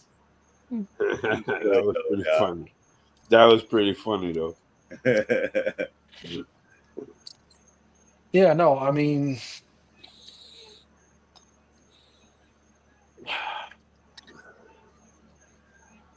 it's like, what can you say? You want to say something bad can't- about this fool, you- right? Like, you can't. Listen, as good as the Colts are playing, it's it'd be really hard to pick an 0-2 team with a rookie quarterback in his third career game to be the first team to beat them. Period. Like there's no, I think we might see a slightly better Cam Ward in this game because he's not having to run from his life against the Rams front four or the Broncos pass rush. Like that was a hard first two games for him. I don't know any other rookie that had to do that, right? it's possible it's happened before, but I mean, what do you do with that? You know what I'm saying? You're trying to learn the speed of the NFL game, and you're running for your life for 2 weeks straight. It doesn't necessarily mean that the Titans' offensive line is that bad. They were just two great pass rushing teams. Mm-hmm. So there's only so much you can do with that. So I really do think you're going to see a better Titans offense in this game. But the Colts don't have that, but they have somebody on that line that's leading in sacks or something. That's up there in sacks, like 3 sacks. Yeah.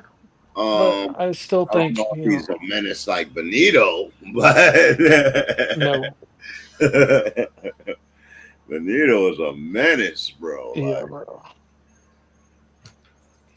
But all right, well, so you leaning with the Colts? You leaning with Indiana? Yeah. I got to go with the Colts. I guess you're going to see a better offensive. I expect to see a better offensive game from the Titans, but I still think they come up a little short. AC, I'm gonna go ahead and take the other side, bro. Going with Cam. Even though I am going with Cam, like the Danny Dimes. This is my year.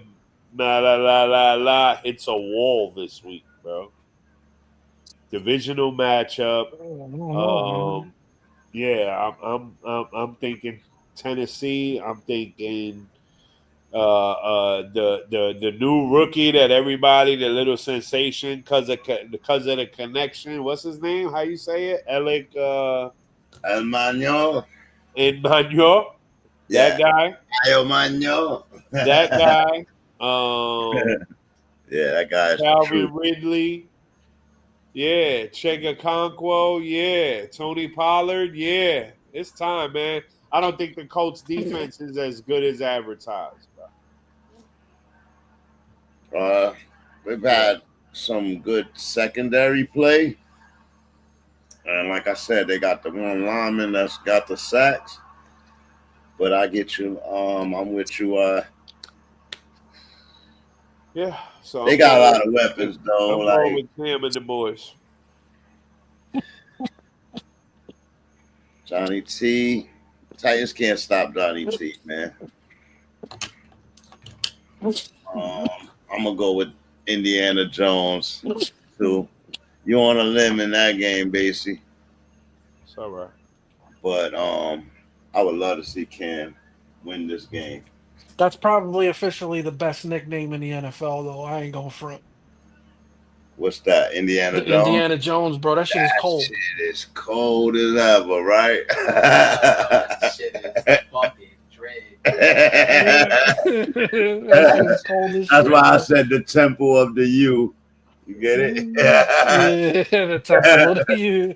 Temple of the U because of Indiana Jones. Yeah, the Temple of Doom. All right, so who you would play out of these games, man? And where you see these teams actually being able to go this year, if anywhere? Titans back at the top of the draft.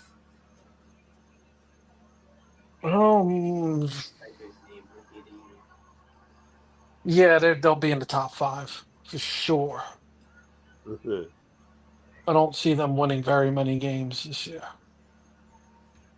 I really don't. And it's just here's what it is, bro. They need no Tony Pollard's not the guy, bro. Yeah, they need a running game. He's not the guy. Yeah, bro. With what's his name? What's that backup running back? Tyjae Spears, whatever. Spears. Yeah, dude's out for the first 4 or 5 weeks of the season. Every year. Tony Pollard should be, in the top 5 running backs right now. Like, there's nobody. They have nobody else, bro, and he's trash. I'm mad I spent the draft pick on Tony Pollard right now. I was looking at him. I was mad I didn't get him. They have no run game. They got a pieced together wide receiving core. Calvin Ridley just I don't know what that dude's deal is, bro. Like, right. He has one good game every year, and that's it. He said they don't have the chemistry. They're just gonna work on it. But I don't know. It's gonna be a struggle bus. I see more chemistry with Cam and Ayamano, and it's not even off the touchdown. It's just off the targets from the 2 weeks. So I'm like, wow, like he feels safer going to that guy than Calvin Ridley. Like, no. All right. Do you play Johnny T? Do you play Downs? Do you play Pittman? Do you play Mo Ali Cox? Knowing that Danny Dimes leans on the tight end for at least 6 times a game, like in the red zone when he panics, all of that stuff. So I'm just I don't know. Outside of Pittman and Downs, I don't. I wouldn't start. Yeah, I agree. You know what I mean? Like, I wouldn't feel confident telling you to start any of their wide receivers. As of right now, their entire offense is pretty much Jonathan Taylor. 100%. Johnny T. And he goes without me telling you.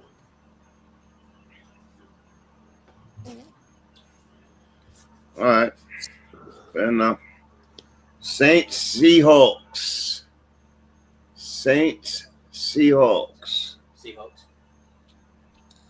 Look at you. Yep.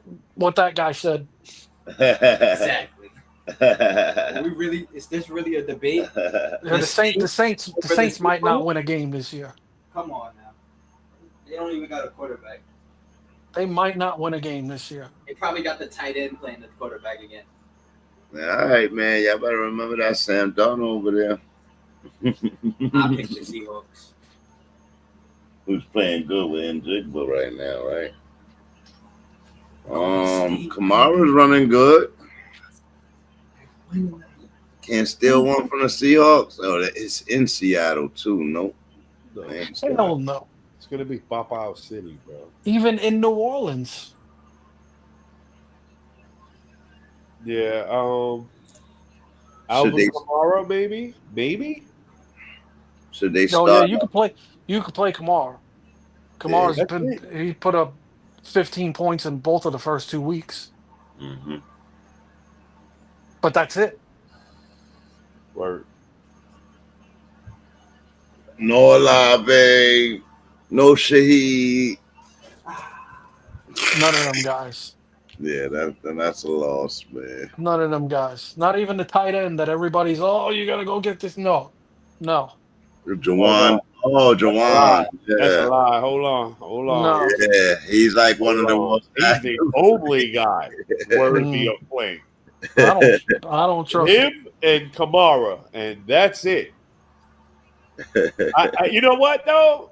I'm playing Olave too, bro. Olave on volume. Oh, goodness.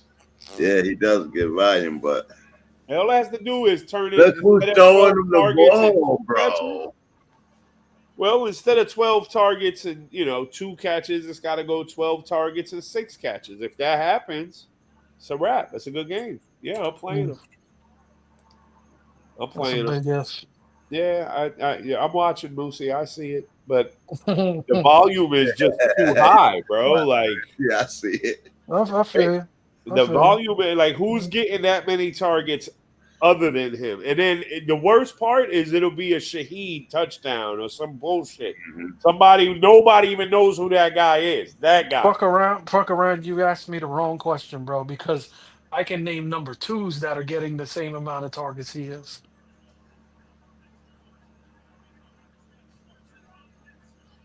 What, Pickens? Besides Wan'Dale Robinson, bro. Wan'Dale Robinson is averaging 9 targets for the first 2 weeks, bro. And it's consistent with his targets to end last year. And so I think that is only going to grow as him and Neighbors start to go off together. And oh man, they look promising. They look like. But I do get what you're saying though, Base. I get it.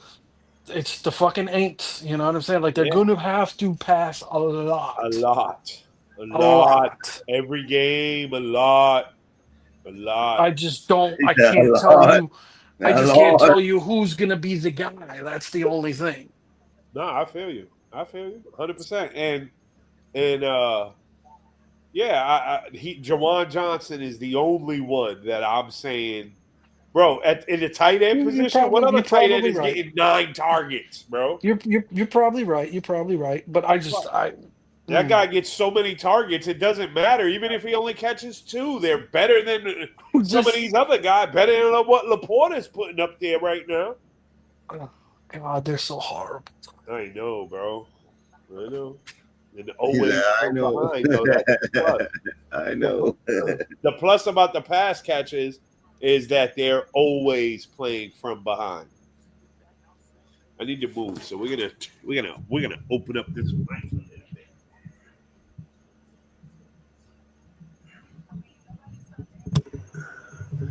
Okay. Yes. Yeah. So give me Seattle in a barn burner. One-sided barn burner. Rocket, huh? One-sided barn burner, bro. I'm telling you, Kenneth Walker and Zach Charbonnet are both gonna go off. And Jigba, bro. Okay, 120 yards a game, fucking yeah. Seattle, easily. Yeah, and Jigba, he trying to be the number 1 wide receiver this year or something, man. Sam Darnold's living on targeting him, like, but I'm impressed. I'm impressed with him. I didn't think he was gonna start off the season like super like DK Metcalf, shorter version and shit. He was actually playing better than DK though. Yeah, I ain't gonna lie. I'm mad at myself for passing on in Jigba this year. Yeah. Me too, bro. I'm mad at myself that I I completely glossed over him. Like, damn it, man. Like, I don't need him. Yeah, guess what? Guess what? Bro. And you know what? We saw it. I saw it last year. Yeah, I had him last year. Yeah. It's the Sam Darnold coming over. Yeah, losing DK. The talk of Kenneth Walker. The whole Kenneth Walker. Kenneth Walker. Oh my God, Kenneth Walker. Oh my God, Kenneth Walker. Kenneth Walker. It was annoying, bro. And then losing DK, you figure, in the back of my mind, okay, now he's going to get all the number 1 coverage, possibly even double team. Like he don't care. He doesn't, bro. He really doesn't. Bring your best, bro, is what he said. And they're not good enough. That dude is bald right now. I like to see it, man. All right. Y'all ready to move on? What game was this? You're taking Seattle. Oh, Yeah. everybody's taking Seattle. Yeah. Everybody took Seattle. All right, so now we head to Cleveland. We head to the Cleveland Browns, who are 0-2. Remember, I said they're gonna be 0-6, right? 0-2 already. They Flacco gets benched. Gabriel comes in, throws a touchdown in 3 possessions, has 3 completions and a touchdown.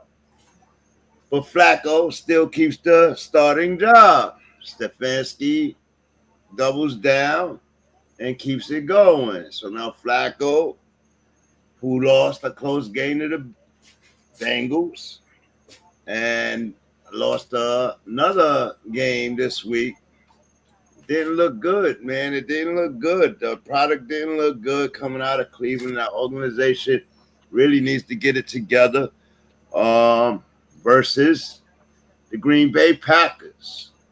The cold front arrives, and I ain't talking about the weather. No team has made a louder statement than the Green Bay Packers in 2 weeks. 11.5 scoring margin versus the Lions and Commanders. Number 3 in yards allowed per game. Number 2 in rushing defense. On offense, Jordan Love's MVP odds just jumped to 850, tied with Herbert, behind only Allen and Lamar. Michael Parsons looked like a steal of a decade. 8 pressures versus Washington, elevating Rashawn Gary's sacks in both games, and Devontae Wyatt, pressure leader amongst DTs. This unit has earned a nickname as the Cold Front. Green Bay Packers looking like a Super Bowl favorite. Can Love continue and destroy the Browns, who have a good run defense and has a lot of pressure on opposing quarterbacks? Been in both games they played in 2 weeks, but they just can't pull them out. So tell me, what do y'all think the Browns should do? Should they stick with Flacco or move to one of the rooks? Release the gravitas! Go ahead, yeah. If their offense struggles again, I think you have to consider it. When you start off 0-3, you know you have a winning defense, but when your offense is not producing and you can't stay on the field, I don't care what kind of defense you got, they're going to get tired quick. That's true. So it's pretty obvious what the problem is. So if you start 0-3, I think you really got to seriously consider one of the 2 rookies. If you're Stefanski, he's on a hot seat. Gotta be on the hot seat. What'd you draft him for? Yeah, right. So, Yeah, but you got all them other rookies going off too. Let's go. Let's talk about them runners. Yeah, let's bring back to Cleveland Browns, Andrew Berry. Let's talk about what he did, man. He released Baker Mayfield, who's on fire right now. And when I get into Baker's numbers the last 3 years, y'all gonna go crazy. But I already know. Since he left Cleveland, he's went through the roof. So he left the cursed organization, and his life is fine. So Andrew Berry lets him go. Then he puts him in a trade. Then he goes and gets Deshaun, signed him to the biggest contract ever, guaranteed money. Sets the integrity of the NFL a mess, because they start scheming on how to stop guaranteed money. And then he goes into this year's draft and makes a trades the Travis Hunter pick for a major 2 running backs a lineman, a great ass lineman, and a number 1 draft pick in next year's draft. Steal of the century. Great. It should have been a great if they had the vision, but they don't have the vision. This cursed organization right here. 60 years and counting. Cursed. They shot themselves in the foot. Cut their nose to spite their face. And so now we can't even rave about Andrew Berry's great decision. Now he's looking like they've done it over and over and over. And one over. game from being terminated. For real. And his coach is going with him. Haslam is real quiet. What y'all think gonna happen with the Browns, man? Because them running backs are serious. Sampson and Quinshawn Junkins. They both proven to be serious picks. You know what I mean? If he would have started with the youth movement and started with one of them youthful quarterbacks that he drafted this year, Lord knows they probably would be 1-1 right now. Yeah, I mean, instead of 0-2 facing a 0-3. Yeah. Possibly going to be 0-6 because their schedule is not nice. It's. I mean, the Browns. It's funny that you say that they're cursed because they kind of really are. Like they've spent. You can go back the past 20 years. The Browns have spent a lot, and I mean a lot of early. They spent a lot of early draft picks. I'm talking within the first 3 rounds of nothing but quarterbacks, and have struck out on every single last one of them. Wow. And none of them, with the exception of Baker Mayfield, none of them had any success on any other teams. So it's not like they just were in the wrong place. They just picked the draft wrong horrible. guy. You know where they draft good guys? Runners. Yeah. So defensive players. Yeah. They didn't keep him healthy, and then he got them to the playoffs for the first time in the longest on an 11-5 record, and then he got hurt.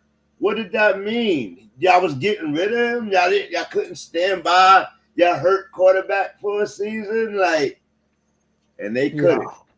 They couldn't. They traded him right away. Well, because he had the bad year, but he played hurt that whole season. He played with a fucked up throwing shoulder. Right. What did you expect? Right. You put him out there. You know what I'm saying? Like you seen what was happening, and you just let it happen, right? For fuck it, So they are cursed in the sense that they just don't know how to pick quarterbacks, man. That's all they need.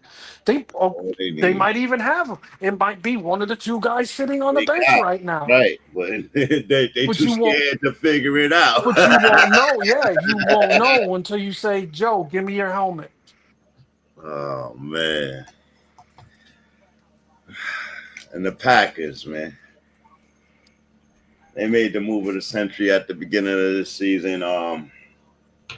It's Super Bowl bust for them, isn't it? Packers? Yeah. They're young, bro. I wouldn't exactly say Super Bowl I mean, they're on that trajectory. It's still super early. So, we'll have to see. We've seen this happen with teams before. They come out looking like world beaters, and then somewhere along the season fall apart, and vice versa. So we'll have to see. I wouldn't. I'd say anything short of an NFC Championship is a bust for them. Okay, that's good because they was already in the playoffs without Mike Parsons and all that. Exactly. So they was expected to go back to the playoffs this year. Exactly. Now with Parsons, how many more wins does that give? It's gotta be a deep playoff run. Okay. No one and done or divisional round out. None of that bullshit. Word. And they're better than that this year. They don't have a wide receiver of note. And they still busting everybody else. And that's the run game. Yeah, that's what a good quarterback, run game, and a solid defense will do for anybody. Yep. Mm-hmm. More so the solid defense, because we all know defense wins championships. It's been proven over and 100%. over and over. If you don't have that, you don't, you better score 100 points. Look at the Rams, the greatest show on turf. One of the greatest offenses we've ever seen. Totally unstoppable, bro. And still got their asses kicked in the Super Bowl because they had no defense. Word. Barely beat the Titans. They should have lost to the Titans in the Super Bowl. But again, no defense. So, yeah, a really, really solid defense and a quarterback that doesn't make mistakes, and you can pretty much beat anybody. All of that helps. It's just hard to have all of that at one time. I think their entire season really rests on Jordan Love. To be honest with you, because he's shown a tendency to throw to the other team. Wow. And he's got to get that under control. Because if he starts doing that again, it's going to cost them wins. Yeah, on occasion, you don't know what team he's playing for, huh, Moosey? Well, I mean, we've seen it, bro. He get happy-go-lucky sometimes. Oh. Trying to fit it through those windows and trying to throw a play like Aaron Rodgers throw the play. And all he has to do, he don't have to be the guy. All he's got to do is be basically a really good game manager. Just don't fuck up. Right. Word. We don't need you to win the game by yourself, but don't lose it. Yeah, they're going to have tougher matchups and stuff, too. You don't think the Browns defense could shake them up? Of course they can. They have a great that's rush. They got great secondary. They got, you know what I mean? Like, that's the recipe for, Jordan Love fuck up game. Exactly. Oh man, all right, I got you. Myles Garrett, boy, he looked a little dejected after the game last week, and he comes to play every week. But he did look dejected. Yeah, but he knows what team he plays for. He took the check. They talking about a little mutiny going off in that locker room over there, and Coach warning them, like, if y'all gonna do this mutiny, he'll tear the whole team out. He'll rip the whole team apart. And Dewberry start trading motherfuckers. I was like, oh wow. That's how you know there's pressure on Stefanski and be talking to them like that. But I think the players don't want Flacco as the quarterback. So they starting to act up over there. But we'll see. Everybody go Packers there, right? Yeah. Where's it at? It's in Cleveland. Fuck. Right.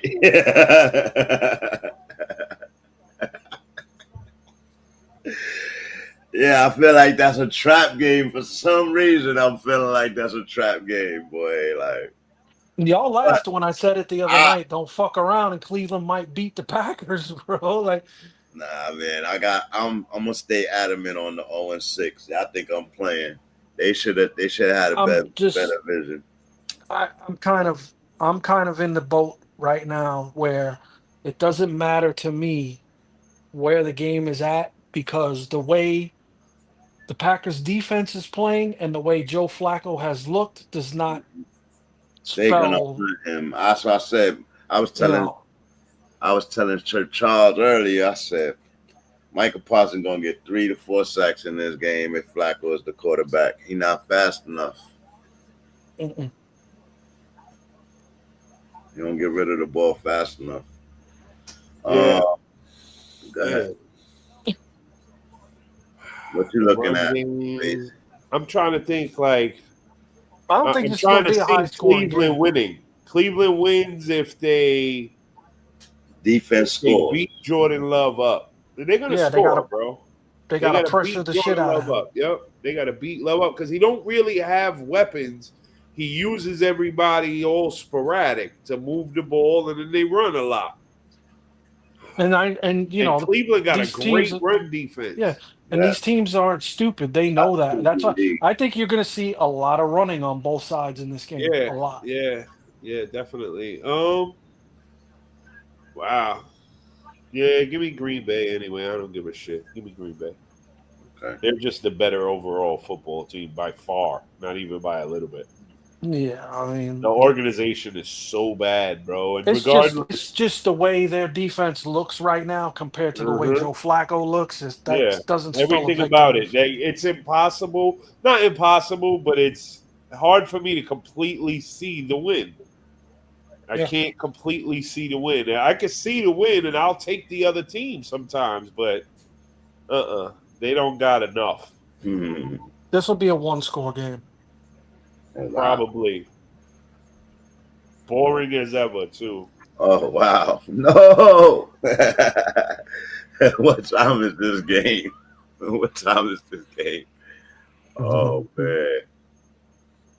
I see a 1 o'clock game. Oh, it's an early game. I see a 19-12 game. Wow. Just ugly defense on both sides. Wow. Yeah. Yeah. All right. Let's head to Chicago. Wait, first, do you play Samson? Yes. Sean Jenkins?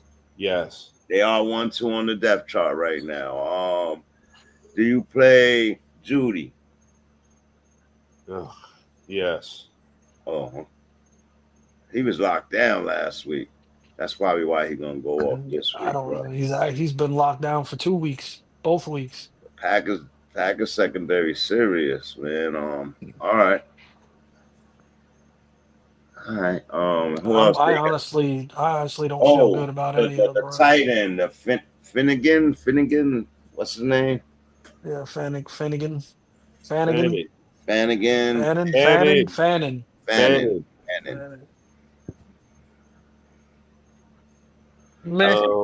Everybody's ad, but I don't think he's gonna.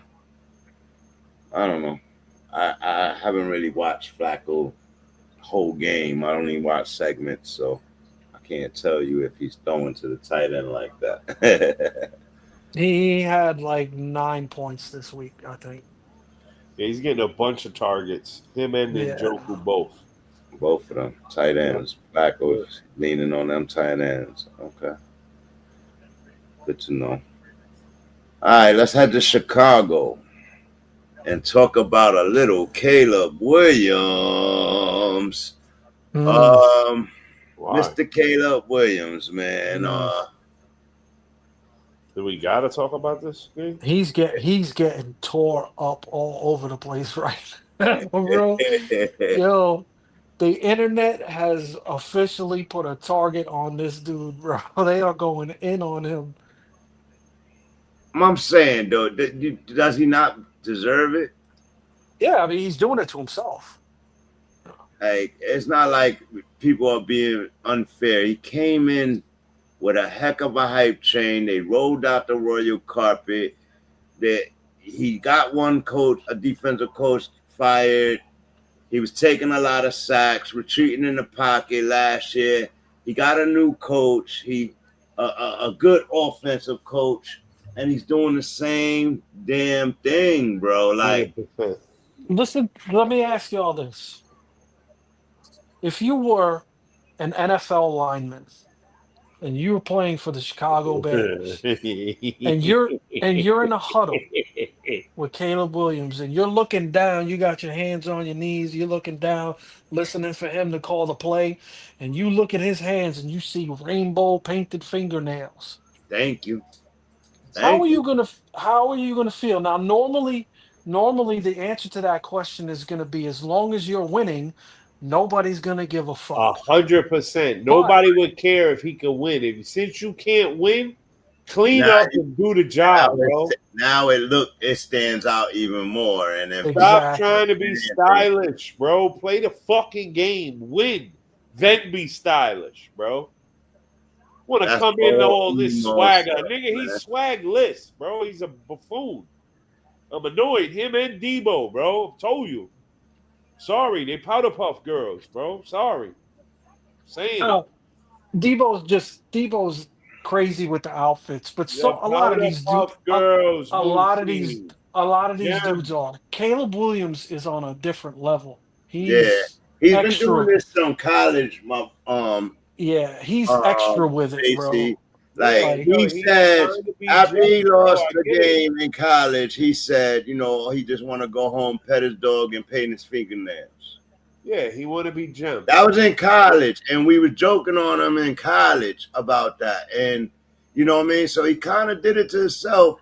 Then you come to the league, and you tell the kicker, the punter, that, oh, don't worry, when I get there, you ain't gonna be punting that much this year. The punter punted 92 times, more than anybody in the league last year, my dude. Like, he got a lot of mouth. He was talking about being a part owner of the team. He was the nerve of the kid, bro. You were the hype train of Caleb Williams. Tank for Caleb. You like that. Come on, bro. Dude is trash, bro. Bringing down the Bears, bro, in every level, every player on the team except for Romaduze and Swifty. Romaduze and Swifty, no one else. What I just threw on the board, right? The Bears have been destroying quarterbacks for a long time. 100%. And look at Caleb's numbers. Look at Caleb's numbers and who they relate to in this many games. I know. Mitchell, I'll be right back. I gotta check on the wife. another quarterback that got destroyed by Chicago Bears. Now, Caleb was supposed to be so much better and so much more generational talent than Justin Fields. And Justin Fields have a better success record for the Bears with a defensive coach, not an offensive coach. Like, you know what I mean? So in 10 games. So it's like, what did they see in this kid? And let me tell you, his last year in college, he didn't have the weapons that he had when he won the Heisman. And it wasn't that convincing compared to the Bo Nixes, the Drake Mays, and the Daniels, the season they was having, Penix, like, you know what I mean? Like, man. But Caleb came out with the rave. He came out with the hype. So I don't know what Chicago gonna do. But this right here, Trubisky backing up Josh Allen right now, and Caleb don't look like he deserves. He like on the verge of getting benched by Ben Johnson, man. Like, if they bench him and bring in old boy, what's his name? Bennett? Bagent. Oh man, and Bagent go through the roof. Like, yo, Caleb. Oh man, it's gonna take so much more flack. He's gonna have to paint his face. and what makes it so much worse is they gave him weapons. I mean, he does have a pretty horrible offensive line, but you got weapons, like endless weapons, man. Good weapons. And he had them last year too. Keenan Allen and all of them. Like, he doesn't look for more enough. He leans on a Dunze. He seems to want to freestyle. He's not stepping up in the pocket. He retreats in the pocket. He wants to freestyle, and he runs the play every time. Every time, bro. And that's what they most mad about. Like, stop trying to freestyle it and just do the play like it's designed. He like, man, I ain't taking that hit. But yeah, Caleb, man, he's a fucking big disappointment thus far. Chicago 0-2, hype. That's Caleb Williams' breakout year. Has instead been a kick in the teeth. Williams 61%, 417 passing yards, 3 touchdowns, 1 interception. 85 rushing yards, all decent numbers. But when you watch the game, the eye test, it's horrible. Blowout loss to the Lions, exposed flaws everywhere. Now they face Dallas in week 3. Jerry Jones and Brian Schottenheimer coming off their first W as a duo team. Are banking on Clowney, who they added? Jadeveon Clowney, plus a high-octane Dak, Lamb, and Pickens offense to keep momentum rolling. Can they do it? And against Caleb Williams, Chicago Bears got a decent defense, but I don't know. They're not going to be able to contain Lamb and Pickens. Not if Dak is balling like he was balling last week, man. Like, last 2 weeks, actually. He's been pretty decent. It's in Dallas. No, it's in Chicago. Can Caleb find a way to win this game? Nope. Starting 0-3. Yep. Ooh, he's about to get hella flat. He start 0-3, boy. All right, so have.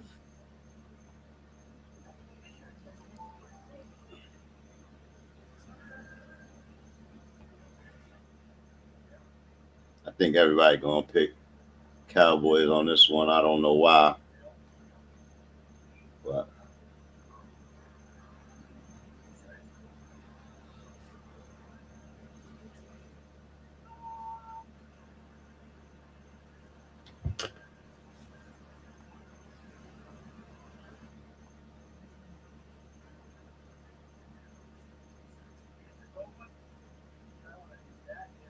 all right. Well, AC back? Nope.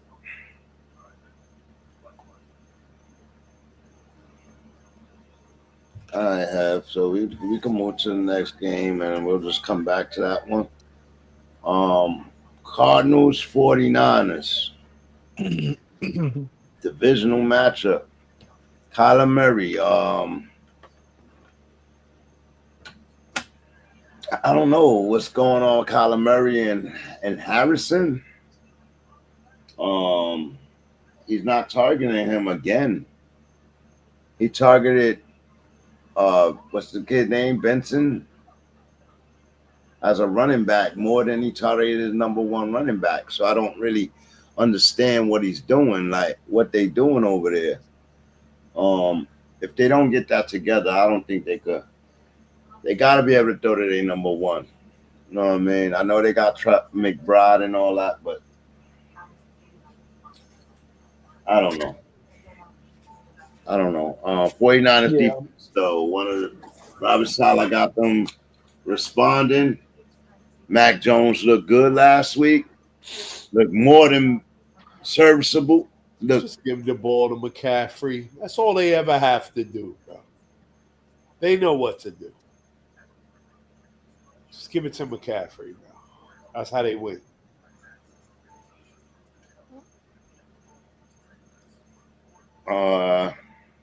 No, you don't agree? Yeah, I agree, but they hold Robert Stephen Core is back, right? Jennings is back. Oh, Jennings and Pierce all are there, yeah. Yeah.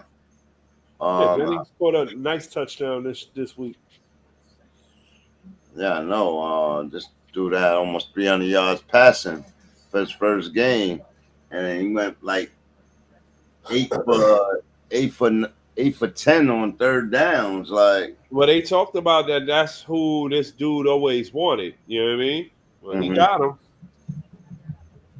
He got him, and it looked good. And he could have him as a backup for cheap for a while. Mm-hmm. Did it again. He did it again, bro. He keep doing it, but he's smart. That's vision. That's the vision I'm talking about. You foresee it. You know you got Mr. Incredible, but what if Mr. Incredible gets hurt? I need to have somebody where my season ain't finished. And It worked, man. And other GMs and coaches need to think like that, man. They want to put all their eggs in one basket, and a Joe Burrow basket and a Joe Flacco basket. And Joe Flacco basket. Yeah, man. Just talking about other teams and their visions. 49ers. How you feel about their defense? It's back. Robert Saleh got them back. They look good, man. Yeah, they up there. Think they're gonna harass Kyler Murray? Easily. Easily. He can't see over the line. Oh God.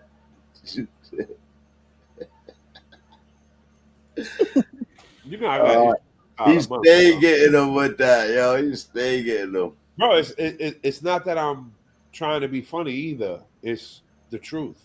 You see it every game. Every game. He's got an elite wide receiver that they drafted who doesn't play at all the whole game. He does nothing but run routes. He does nothing else. I thought his job was to be a receiver, not a route runner. Mm-hmm. They're ridiculous, bro. Just run the ball. They do good at that. I like both their runners right now. I liked them both last year too, Arizona. Solid run game every year, but their passing game, he just likes McBride. That's it. That's all he been passing to. And then Michael Wilson catches a touchdown. Where'd that guy come from? Come on. He was there last year doing that. I know. He was the Kyler has some kind of comfortability with him. Like, I don't know. You're right. Like, they've been boxing out Harrison for a whole 2 years behind Mr. Wilson over there. I know Harrison he flipped out last year. I don't think he's gonna go too many more games getting passed on like that. But without flipping out. But it's ridiculous, bro. Either that or y'all talked him up and he really ain't as good as what y'all talked up. This is why I don't, pay attention to them until they get to the pros. Who are you talking about there? Marvin. Oh, Harrison. I think it's all in his quarterback, but I can't say that when Kyler's putting up numbers, right? So it might be all in his route running or lack thereof. You know what I mean? All right. What you going for? Where is it? In the Bay. Yeah. Say it first. All right. Same thing, Have? Mm-hmm. Okay. Let's move to the Chiefs. Bases boys. Playing the Giants. And they are 0-2. Kansas City. Do they hit the panic button? Are they hovering over the panic button after 2 losses? They only lost twice all last season. For the first time in Mahomes' era, loses 3 straight, dating back to the Super Bowl. Mahomes is in Superman mode with 0 wide receivers, separation, and a dead run game. Kareem Hunt, 8 carries, 31 yards. That's scary. NFL won't let the Chiefs go 0-3 versus the Giants, predicting refs assist to save Mahomes' brand and Taylor Swift to bring the Swifties. What is going on with Travis? What is he fucking sick of? Is he mad at Sir Mahomes? Is he mad at Andy Reid? Or was he just mad at the referees? So on y'all. Don't ever disrespect Patty like that, bro. What's wrong with you? These are legitimate questions, man. Is These the are Chiefs front over? Please. If they said I had to turn my camera off because of all the middle fingers I was throwing at you, bro. You don't get to look at me right now because of that. Listen, man. Look what was on the screen. All right? Jalen Hurts didn't even put up 100 yards last week. And y'all couldn't beat him. Because he's a tush. What does that mean about y'all offense right there? He's a tush pushing bitch. Please. But he won the game. But he didn't even have 100 yards. I think that shit's so crazy. It just shows the lack of offense the Chiefs have right now. They have no offense right now. Yeah, man, no wide receivers.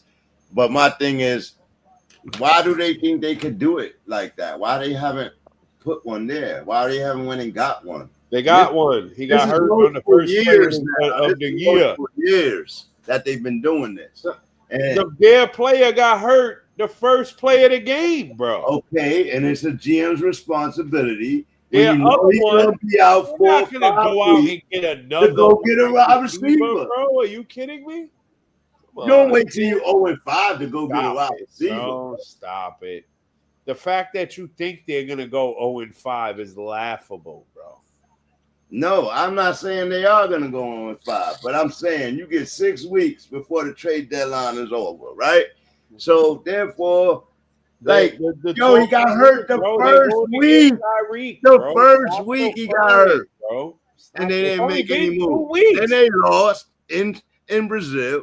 It's only been. They didn't do anything. Then they came back last week. Relax. He's lost like again. Week 6. Stop acting like we're in week 6. Look at you. So happy to be able to talk shit about Patty. You don't know how to contain yourself. I'm not Look at you, I haven't been man. winners since last year. Knock it off, man. Right, Literally. Bottom of the division.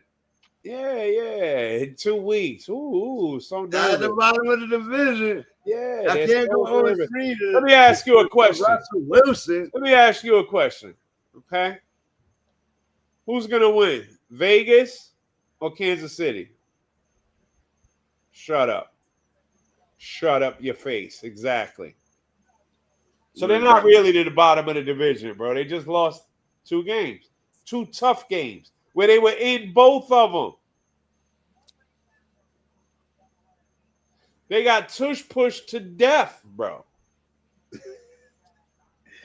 What was it? 10, 11 tush pushes in 1 game? Come on, man. It's disgusting, bro. Philly is disgusting, bro. But it was a lot. It was a lot.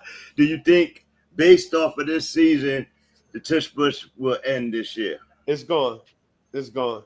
100% gone. Yeah, I think they officially. It's just bad for TV and It's disgusting, bro. It is a cheesy, disgusting play, bro. Especially if they're not gonna police it right. If there's movement, they're not calling the movement. They're not gonna call the penalties on there. Then you're cheese. It's a cheese play. You know what I mean? That's one thing I will agree with. I don't know how y'all can say that. It's still it's what it is, Musa. Legal play, bro. Like, you know what I mean? And He found a little cheat code. He found a little cheat code in football, and he's gonna do it 100 times, but you can't do it on defense. Yes. It's illegal on defense. It should be illegal on offense as well. It doesn't matter. That's not their fault. No, it works. Musa. Trust me when I tell you. You don't like it? Stop it, bro. I'm gonna That's tell you, football. That has been football why it's gone. ever since it has been created. If you can run the ball, you run it and run it and run it and run it and run it until they fucking stop it. Same thing goes for passing. Right. You know, when I was in high school, we played. I swear to God, I'm not lying to you. We ran the same exact play on a team 10 fucking times in a row. Why? Because they couldn't stop it. That is the essence of football. Y'all got to get off this whole new. I hear you. This We got to hear you. change Yo, all the listen, rules just because You we don't don't gotta like to change all the watch rules. it. You We don't don't gotta like change to all the rules. see it. What We you're don't. I doing don't on like it because defense, it hurts my what eyes to you're watch doing it. on defense, Boo, you gotta fucking do it on who, offense. bro? It's Boo, bullshit, fucking Moose. who? It's a cheesy If bullshit it play, bro. works, stop it. It's a cheesy bullshit. They found the little crease in Madden where the glitch works. The little glitch works. And they're going to cheese the NFL through it? No, suck a dick. That shit is gone by next year. And I'm going to tell you why. I'm not going to bitch. I'm going to keep it 100. On defense, they can't push players into the pile. So why is it legal on offense to push players into the pile? How does that make sense? You can't do it on defense, but you can do it on offense. Explain that. Go. I'm waiting. Go. Mr. Mouth had all that to say. Go. It doesn't matter why Go you with a can't do it legitimate on argument, defense. bro.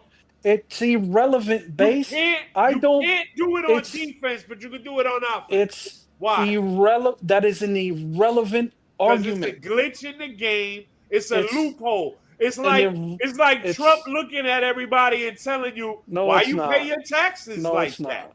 Why you pay your if you pay your taxes like that, you're stupid. It is so you nothing mean like if I just pay my fair share, I'm an idiot. So if I play the game fair, I'm like cheating. that, No, Heaven's cheating, bro. It is nothing like that at all. Stop it. It's exactly the same thing, bro. It's cheating. No, it's not. It's a glitch in the game, Hev. Stop it. No, it's not.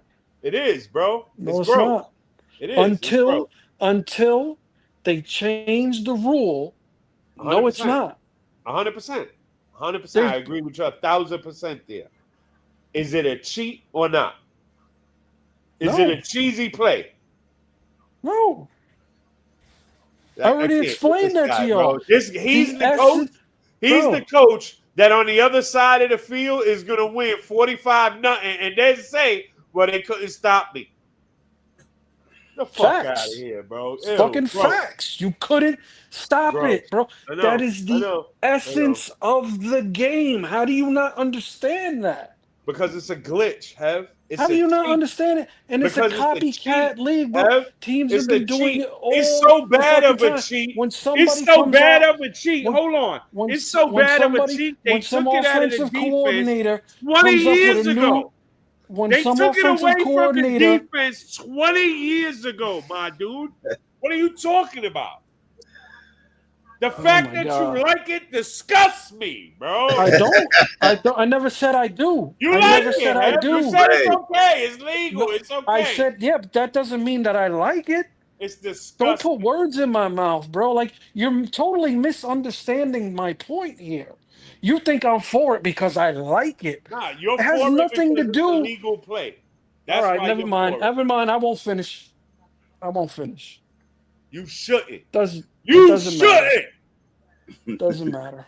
You shouldn't finish talking about that play as a it's legal right now. Ew, bro. Ew. This is why I say that team sucks. Without Saquon, they're garbage, bro.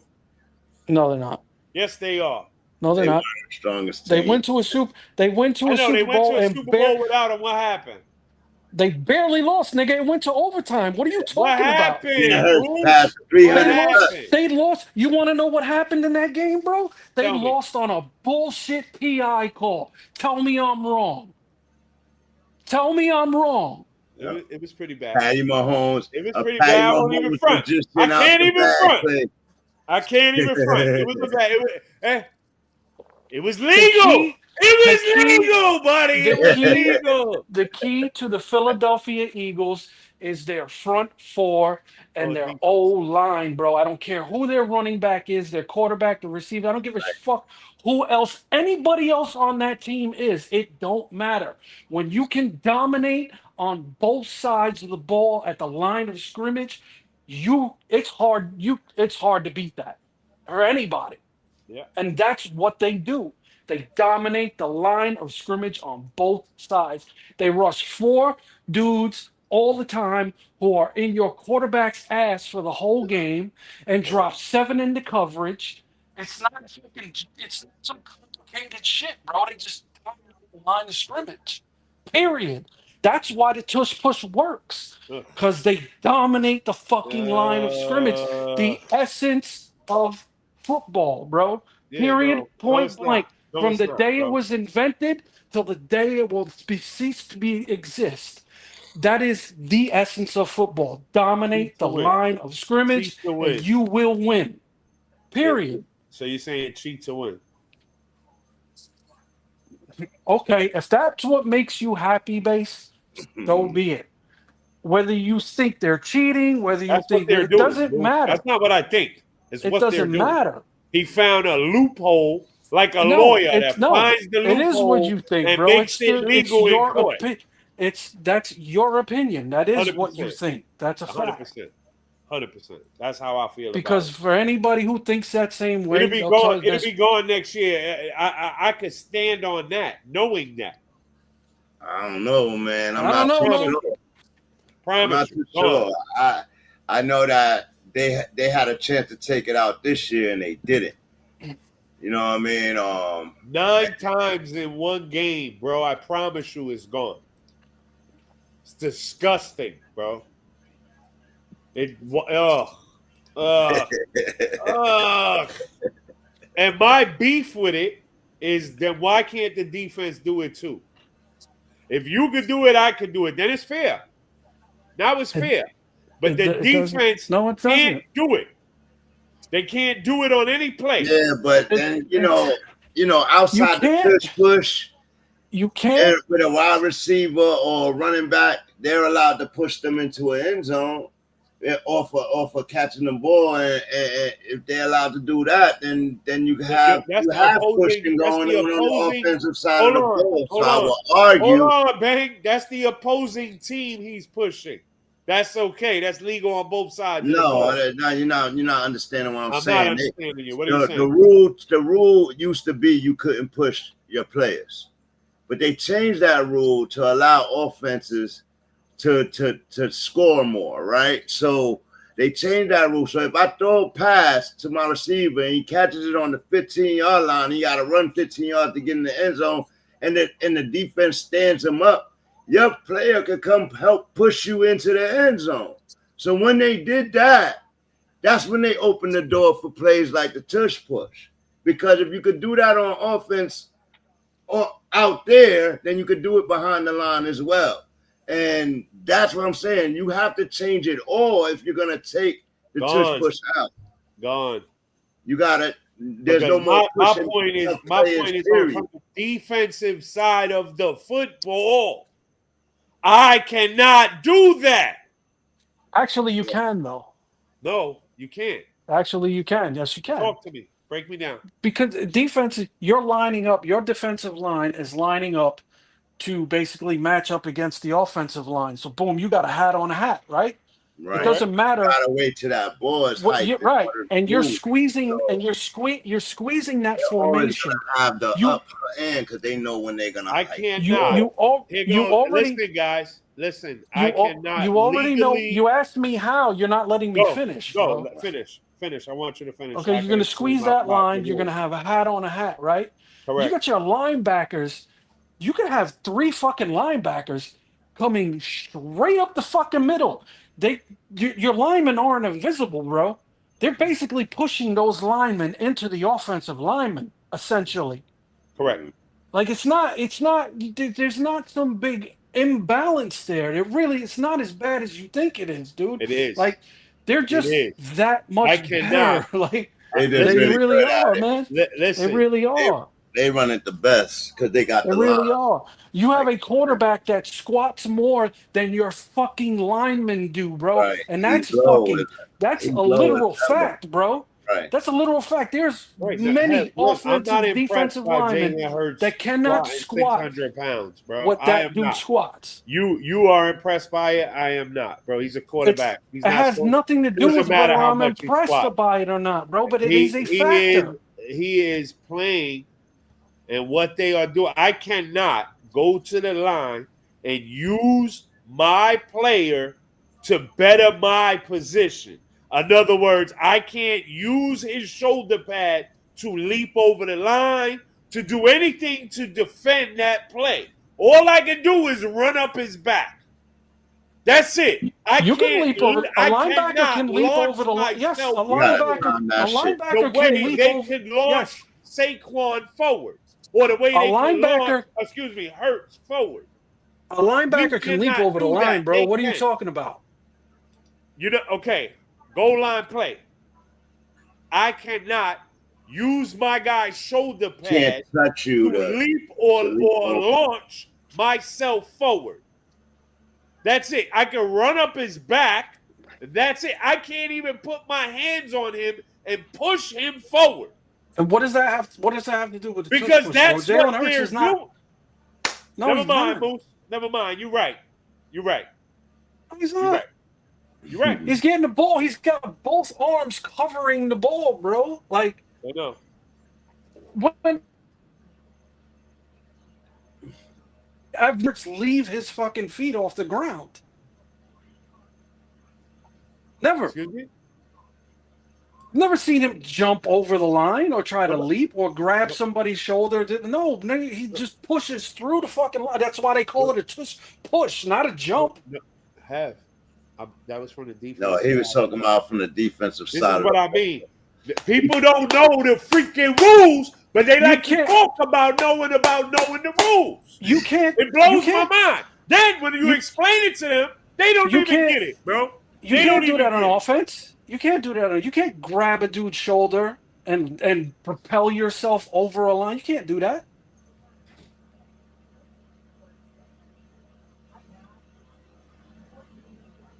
You can jump over the line, but you can't grab onto people and propel yourself. You can't. Where did you get that from? He's saying because they can push and touch each other on the offensive side of the ball, but you can't use them on the defensive side of the ball to try and combat that. Like, two linebackers coming through the fucking A gap right behind your nose guard and your fucking outside fucking lineman is the same fucking thing. What are we talking about here, bro? Your fucking defensive linemen don't become ghosts as soon as the ball is snapped. Those are big fucking boys. You have linebackers and safeties coming up right behind them. Are the linemen all of a sudden just invisible? Like, I don't understand I don't understand. Like, I don't get it. I really don't. Like, you've got fucking 11 dudes on the line of scrimmage, 11 defensive players on the line.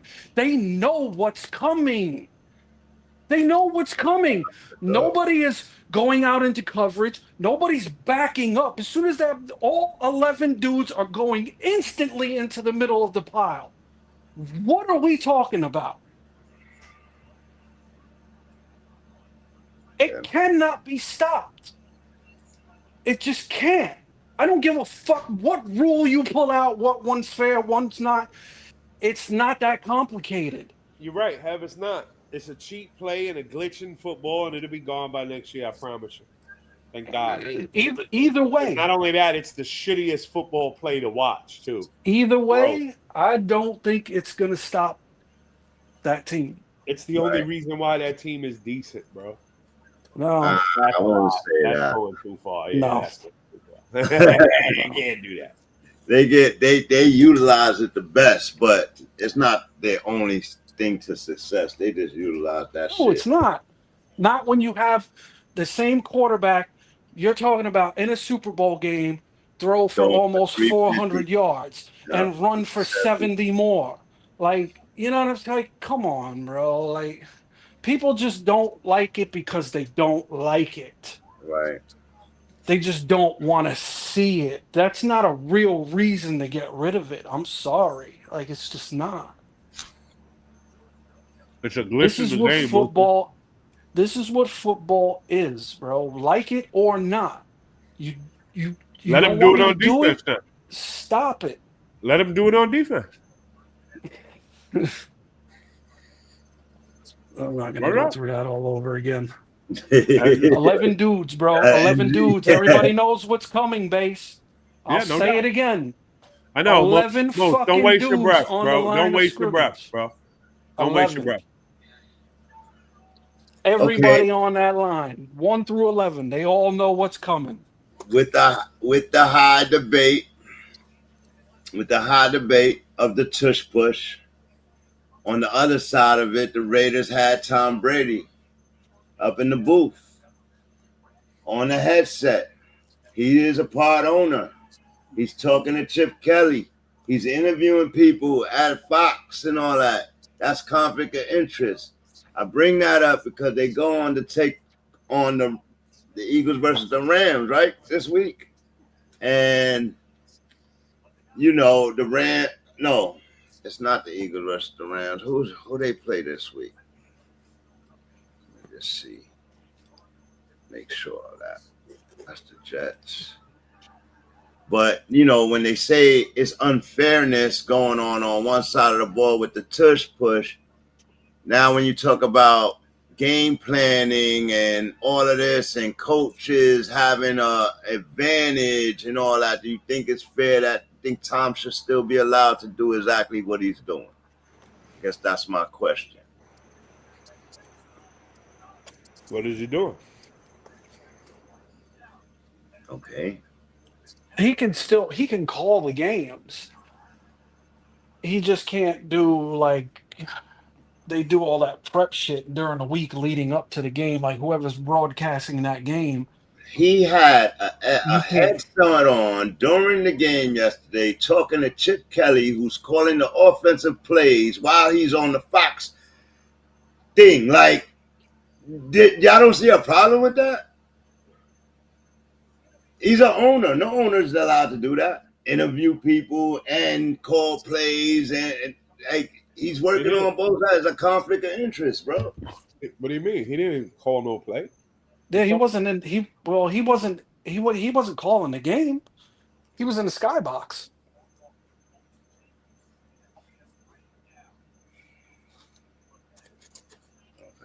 I don't know. I'm looking for what he did wrong. What did he do wrong? It's against the rules for the NFL. For you what? See any other owners down there interviewing people and calling games and looking at plays and telling them what plays to run and all that? Like, you can't do that. You're a reporter, bro. Like, you can't. It's media and ownership and all that stuff is all right. Of course, no Eagles game week is complete without national media ringing about the brotherly shove, right? Sean McVay has already said he'll be speaking to the league about 4 starts, and even Davante Adams admitted he doesn't love the play, claiming guards are firing off too early. They're not getting caught for the 4th start. So that's one part of that, the tush-push argument. But let's pause. People are obsessing over Philly's rugby scrum while Tom Brady is casually moonlighting as a Fox broadcaster and a minority Raiders owner. So we're going to think about that for a little bit. Brady calls Eagles-Chiefs game in week 2, then sits in the Raiders coaches meeting 24 hours later, and everyone just shrugged at it like Bass is doing now. The man has Spygate and Deflategate on his resume. He literally holding production meetings with teams before games, strategies, injuries, play calls, and then walking into Raiders facility where he owns equity. But no sure, let's cry about Jason Kelsey being half a blink early on a tush-push priorities. So, it's a battle of fairness, right? When you talk about the tush-push. But then you got this guy who's been in scandals in the NFL, in stuff like that, now an owner and a broadcaster and giving meetings and talking to plays and talking to Chip Kelly during the game, helping him call plays for Geno Smith. And, y'all don't see a problem with that? Yeah, that could be pretty problematic, actually. I was under the understanding that he could still call games for Fox, but he couldn't do the production shit during the week leading up to the games. Like he could just call the game in the booth. You know what I mean? Like, Right. but he couldn't have anything to do with information from other teams. So I don't know, bro.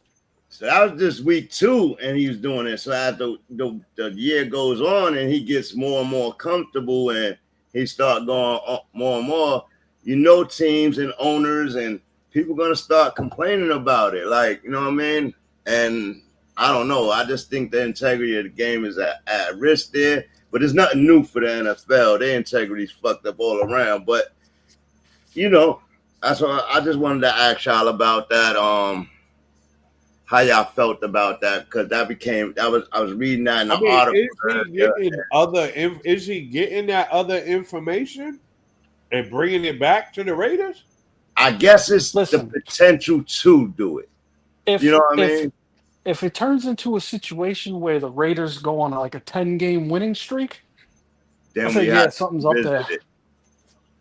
Then we have to revisit it. But until then, right? Yeah, all right. Because they kind of suck. So you can't really blame it on it right now. Yeah, all right. No, but I mean, I get what you're saying. If he's getting that information and then bringing it back to the, yeah, he's not supposed to be. Yeah, they're not supposed to put him in a situation where that could happen. Correct, and that's CBS's fault or whoever when he works for. Yeah, Fox. That's their fault. They're giving him access to a lot of different information, and then he comes and shares that information privy in the locker room or even coach's ear, like, you know what I mean, while he's on that headset. I just thought it was really funny, and it snuck by yesterday during the live game, but it was just like, oh, okay, what is he doing up there? You got the headset on, then you see Chip Kelly calling the plays. Now they lost, you know what I mean, but had they won, I wonder the impact of that would have been felt different, you know what I mean? By the way, I'm taking the Giants in that game. You taking the Giants? Yeah, because we completely went way off of that game. Did we? Oh, who was it? The Giants and who? Chiefs. Oh, the disrespect. I'm going with the KC, man. Party's over. Yeah, we didn't do it. We didn't. All right. The fact you think they'll go 0-3, Andy Reid will go 0-3. I do, bro. I really do. That's so disrespectful, bro. Like their defense sucks or something. What? What? I mean, it's still okay. It's still okay, but their offense is fucking horrible. I'll tell you that much. I can't lie. They ain't nothing to say. Ain't nothing to say, bro. They ain't got nothing. Can't win with them, bro. He's like, guys, can I get a better set? Patty's coming to work pissed off every day. Like, this is bullshit, bro. Nah, but they're not going 0-3. Hell no. Not to no Giants. Watch out now. They ain't going. Hell no. Russ going to come out there, light them up. It would be dope if Russia had back-to-back games like that, but it's highly unlikely. Russ been hanging out with Jameis because Russ is playing YOLO ball right now, okay? He's just tossing it up, bro. Okay, as long as Malik Neighbors keeps coming down with it, we all right with that. Yeah.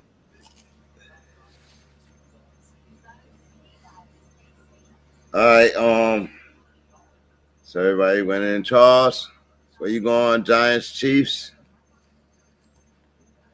And then we got one more, Lions, Red. But there was another game that you didn't answer, Base. What was it? I'm going to find it now. Bengals, Vikings, Texans. You went inside. Broncos. Yeah, you said Broncos. You said Chargers, I mean. Got them all, I think.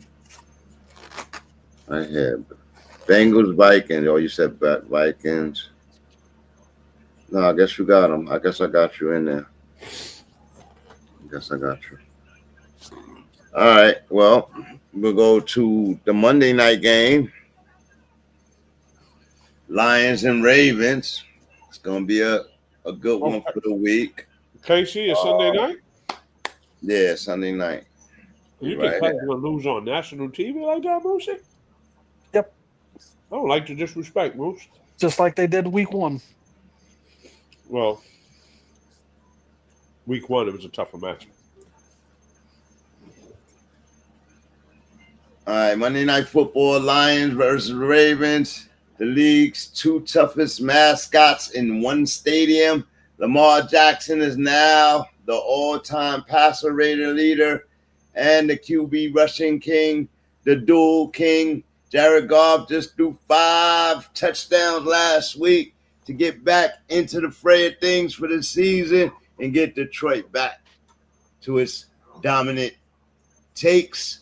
Jared Goff just wants to not look like Jared Goof in prime time. Ravens flex. Lions stay gritty, but got exposed in week 1. Does that stay that way? And does the Ravens continue to climb on their journey to the Super Bowl?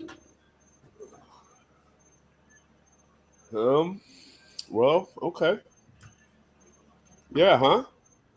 It's going to be a good game. Mm-hmm. This is going to be a good one. Yeah, a little bit of a barn burner. Be right here on Banging Aces, folks. On board SCs Monday night. Make sure y'all back for that. Boy, Baltimore in nothing but fire games, huh? Yeah, man. They got a rough schedule, man. But, of course, I'm going to go with my boys.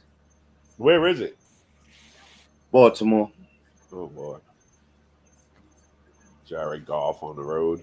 That's scary. Exactly. Yeah. Well, on the road last year, not so bad, but on the road in Baltimore, Ravens are a powerful team. All around. Not just a quarterback or a wide receiver. They just an all-around team. But Derrick Henry, back-to-back week, fumbling the ball. Didn't play well last week. What's going on with Derrick Henry? Does he regroup? Does he regroup and get back to dominating, or what's going on with him? What's with the fumbleitis, man? All of a something. He's just having a moment. Derek's gonna be Derek, bro. He'll be all right. Please leave D alone, man. He'll be fine.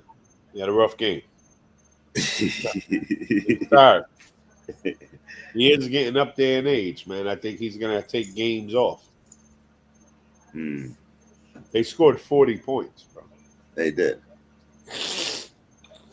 They didn't need him. They didn't need him.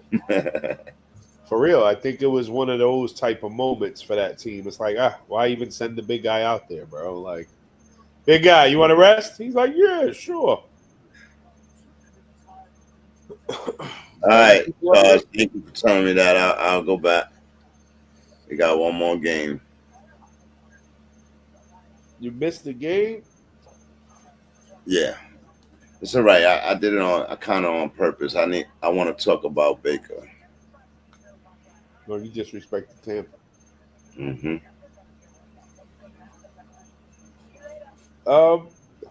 So I mean, in this game right here, it's a good game, man. It's a Super Bowl potential game. And yes. I like both quarterbacks in this game, definitely. Obviously, the runners are in, right?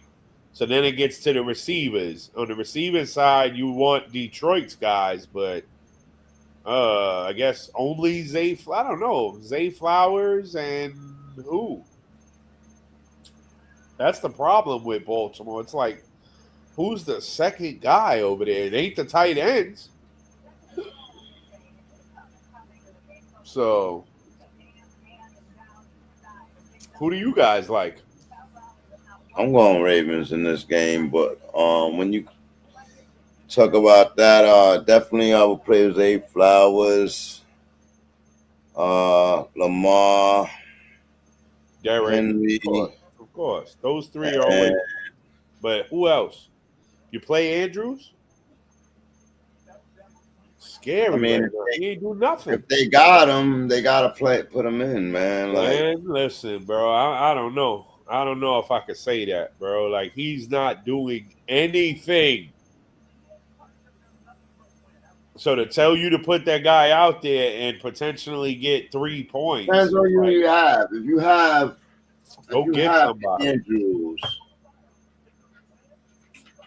and you have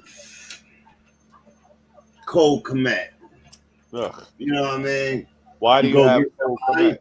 Why do you have Cole Kmet on your bench? Just because they do. This is random. You know what I mean? Yeah, I am putting both of them back out on the wire and going get. You would drop them both and go get a tight end, and you self-admitted that they ain't been no outstanding tight ends. They've been 100%. Some good ones, 100%. And the good ones are mostly going to be taken. You know what I mean? There's definitely something better on the wire right now. Because some people took Loveland and they getting nothing out of Loveland. You know what I mean? So now they got to drop Loveland and Andrews is there. Don't take him for a Monday night game. I don't know, man. That's scary. It is scary, though.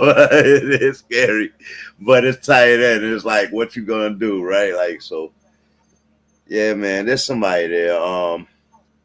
But, yeah, I think Lamar will throw to his tight end a couple of times in this game, mainly in the red zone. So it's a risk. It's a risk either way.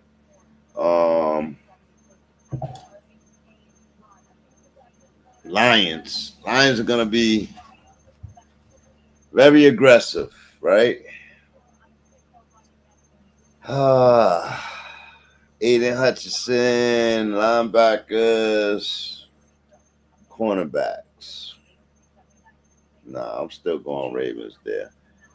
As far as Lions, though, you will play both those running backs, Montgomery and Gibbs. Yep. You play Laporta? Yep. Okay. No one. You don't play Laporta against the Ravens? Nope. He ain't been good for the last 2 weeks, man. You play Laporta or do you play Mark Andrews? Oh.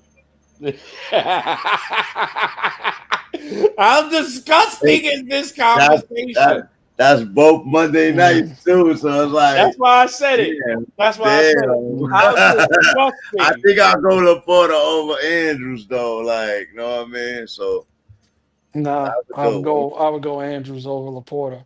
Would you? Yeah, Mark Andrews has a way higher chance of being targeted in the red zone.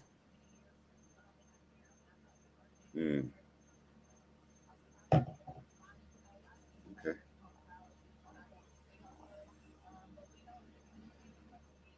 But I don't like either one of them.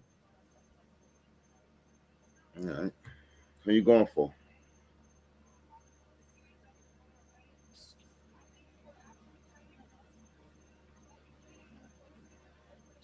Oh, that's tough. Monday night game, it is tough. Oh my God. Yeah. I think how did I miss all them fucking games? I think I gotta go Baltimore at home.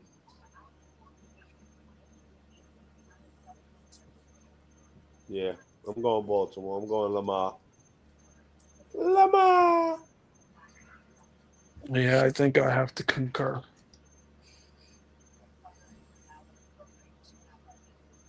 All right. Real quick, I passed the Pittsburgh New England game. Pittsburgh, New England. Drake May. Man, the running game, huh? That is freaking scary. Mm-hmm. Yeah, Travion Henderson is officially going to my bench until he 100%. Me too. But you want to laugh? He's getting replaced by another rookie that wants to play football. But yeah, yeah. Yep. I might wait and see because it's Pittsburgh's D, but not that that's been real scary at all. But against New England, it might be. Yeah. Hunter Henry, I guess. Yeah, Hunter Henry definitely. I guess you could take your pick on one of the receivers. You never know which one it's going to be. Booty didn't get nothing last week, even though he went off the week before. Can't trust Pop Douglas. Can't trust Steph. I guess you could trust Stephon Diggs. Like, Diggs is going to get 6-7 targets. He ain't going to do much with it, but he's going to get that many targets. He might catch 4 or 5 of them and have you a decent day as a flex guy. Everyone else, wait and see maybe from New England side. On the Pittsburgh side,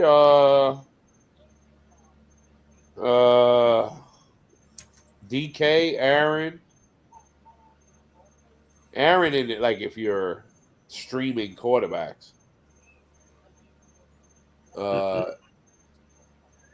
Yeah, like for real, like he's not somebody that's a starter every week. But against New England, I would start him.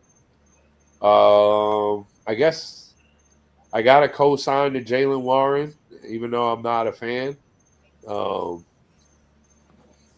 He serviceable as a flex guy, no more than that.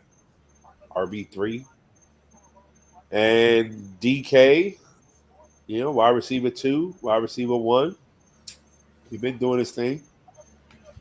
I don't trust nobody else. Fryer move. He's going to catch 3 or 4 passes. Tight end is so miserable. Like, ugh. What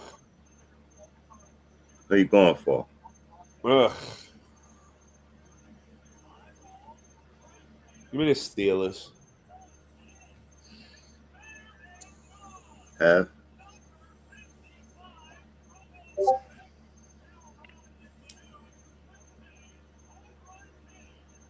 Patriots.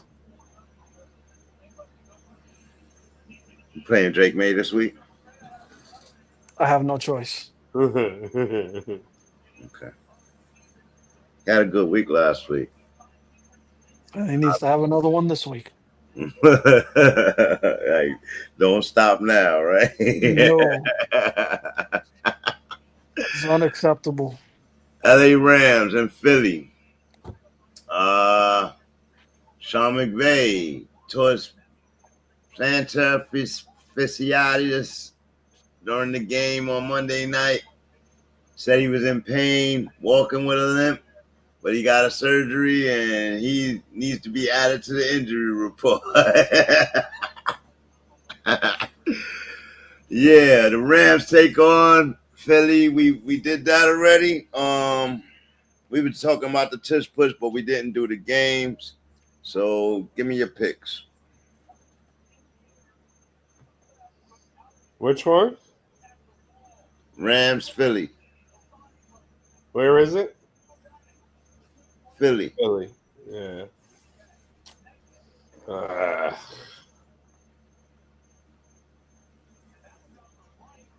think that if there's a team that could beat Philly. Not really. I don't know. They have a decent enough defense and a good offense, man. But Kyron is disappointing a lot of people, huh? Kyron been disappointing a lot of people in the fantasy world, man. Bro, don't even get me started on him. I know everybody was complaining about him on all the shows I watched today. It's not really his fault. They're just not running the ball. All right. They saying that Blake Corum is getting touches and doing more than Kyron right now. He had a better game this week. That's all. It's only been 2 weeks. Kyron had a good first week. Corum had a good second week. That's all. Remember when we were talking about keepers before the season started, base in Uncle Mark's league? Yep. And what did I say about Kyron Williams? Yep. It's scary, bro. And it's fucking happening. Mm-hmm. Keep the faith. He's a better overall player. Fucking knew it, man. I knew it.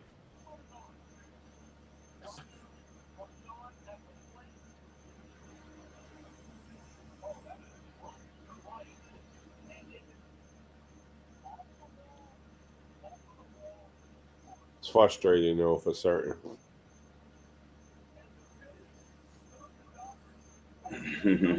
McVay is so damn cool talking about he's not playing. I'm not playing. I'm just on the sidelines.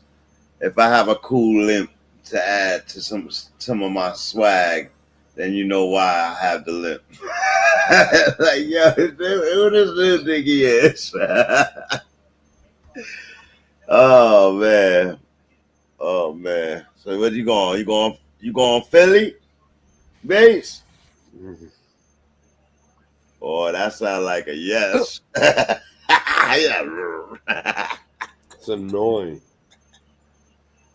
But at home, how do you don't? You know what I mean? Like, it's annoying. But yeah, I have to. Pushing all day. It's annoying.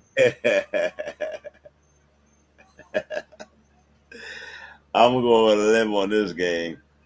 What you going for? That's Eagles all day, bro. All right. It's not even that difficult either. I'll pick on the other side of that game. Rams. Who else? All right, now Jets Bucks. Been waiting to talk about this. Mr. Baker Mayfield. Let's see. What do I have for Baker? Oh, Baker. Baker is baking the baked beans again. He's baking the baked beans again. Cooking.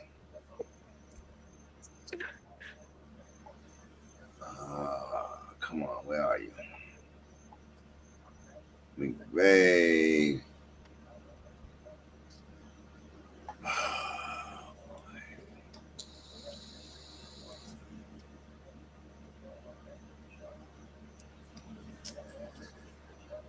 Mr. Baker Mayfield. I don't even know what I did with it.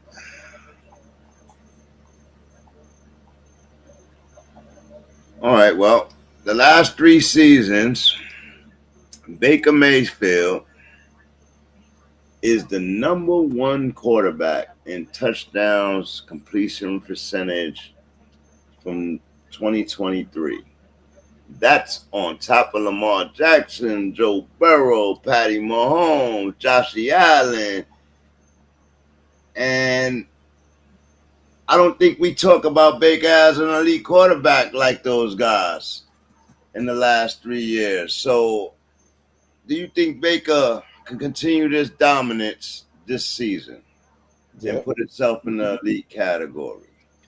He's already doing it. I agree, but can he keep it up? He still hasn't won. He's lost 2 seasons in a row in the big playoff games.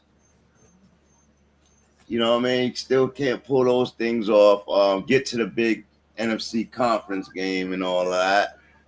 I was gonna say Patty. Tommy did twice. Like, you know what I mean? Like, he came in and got straight there when you talk about eliteness. But Baker's been playing well.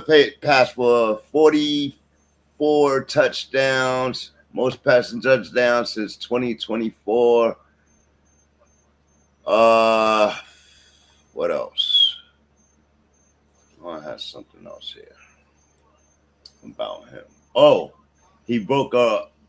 He was the first one since, what is that? Brett Favre to he's won the more comeback games and walk-off games since Brett Favre. I was like, oh, okay, Baker. He did that the last thing. He's always fighting and coming back, and he's always in a game. He used his legs last night when everybody thought it was over. I think he's overlooked. He's overlooked a lot. Why is that? Is that the Cleveland years cursing him and haunting him?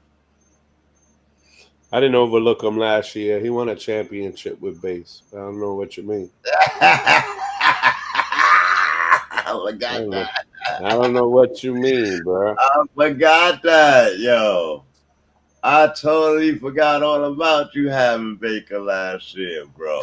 I told everybody stay away from my guys, but of course they didn't let me get my guy, bro. I don't have him. Who took him?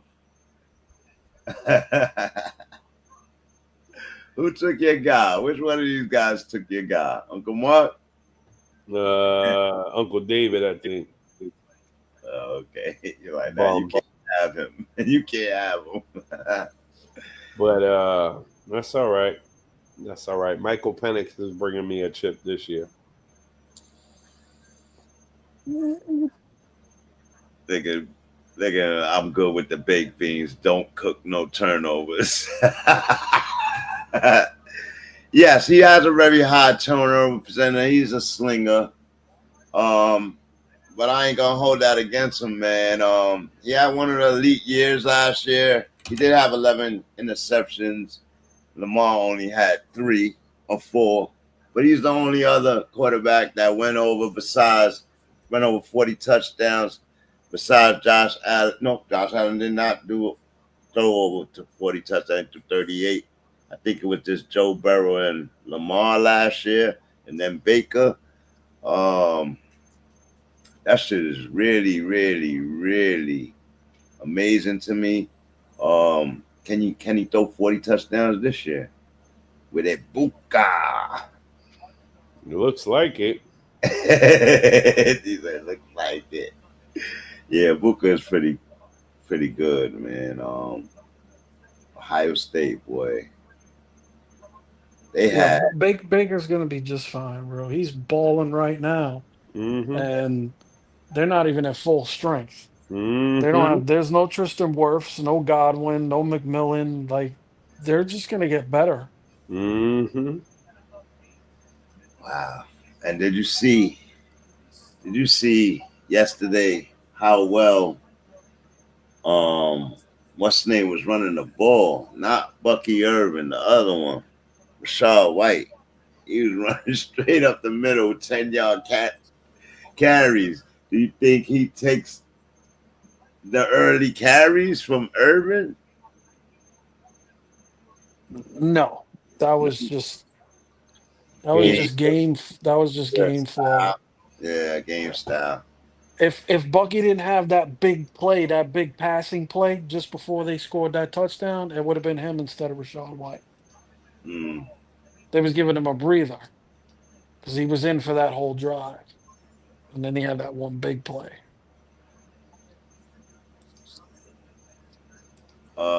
Sir Charles says Godwin should be practicing next week and almost should be getting back into the fold soon. That's gonna add some problems for defenses, boy. Yeah, just him alone. Yeah, just him alone. Because Mike Evans was on Smash yesterday. He made a couple plays, but he was basically on Smash yesterday. But once Godwin come back in the fray with Ibuka, oh my God, what do you do? Yeah, and y'all not gonna be able to do that to Evans like that. So what do you do, bro? And then when Tristan Wirfs comes back and Baker's blind side is totally protected and their run game is gonna get a little bit better. I mean, yeah, bro. I'd be excited if I was a Bucks fan right now. Like, you got a lot to be happy about. yeah. To come into the season down 3 huge fucking players, like huge, big time players, and still be 2-0, yeah, you're good. And the Jets coming in on concussion protocol. They put all their eggs in one basket with Jay Fields, somebody who struggled to throw the ball for 1,500 yards for 3 straight years. They put as they starting quarterback in there and didn't go get a backup. This is what I mean about the lack of vision. First time Coach Glenn just said, oh, Jay Fields, the one that couldn't throw for 1,500 yards for 3 years, is just going to become that star quarterback. And you don't have a backup situation. in hand. So now we in concussion protocol in week 3, down 0-2.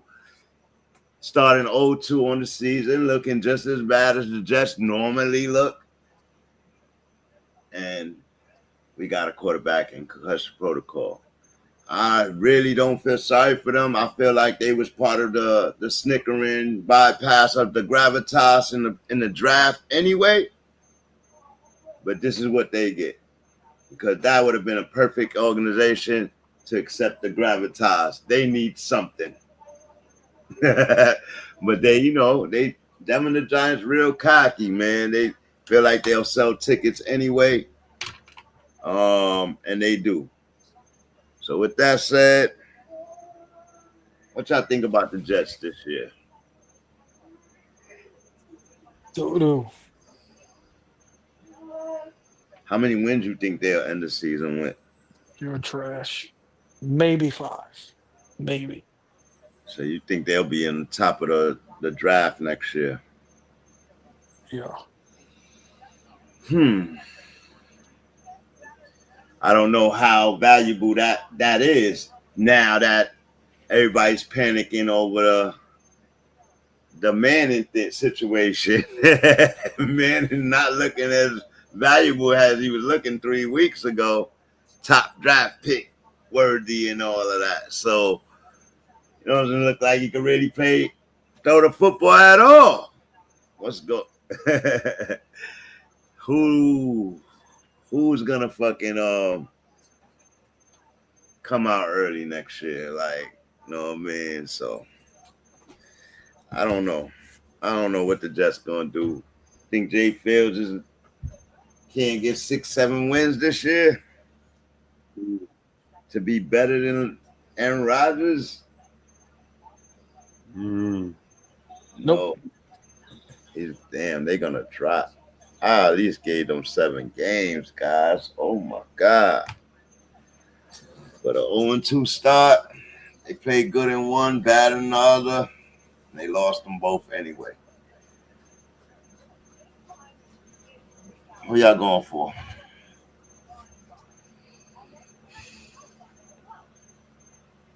Bucks.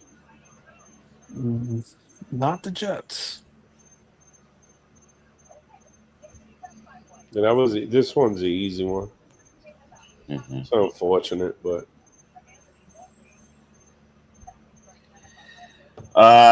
you play Garrett Wilson this week? No. Breece Hall.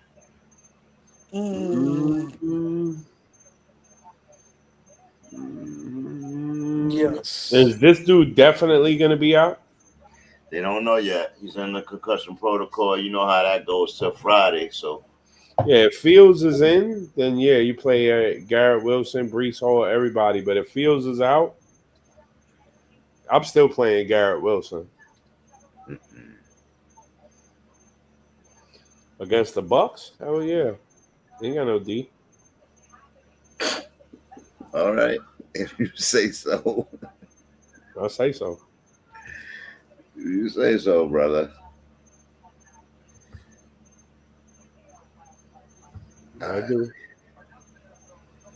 I don't think they have much defense.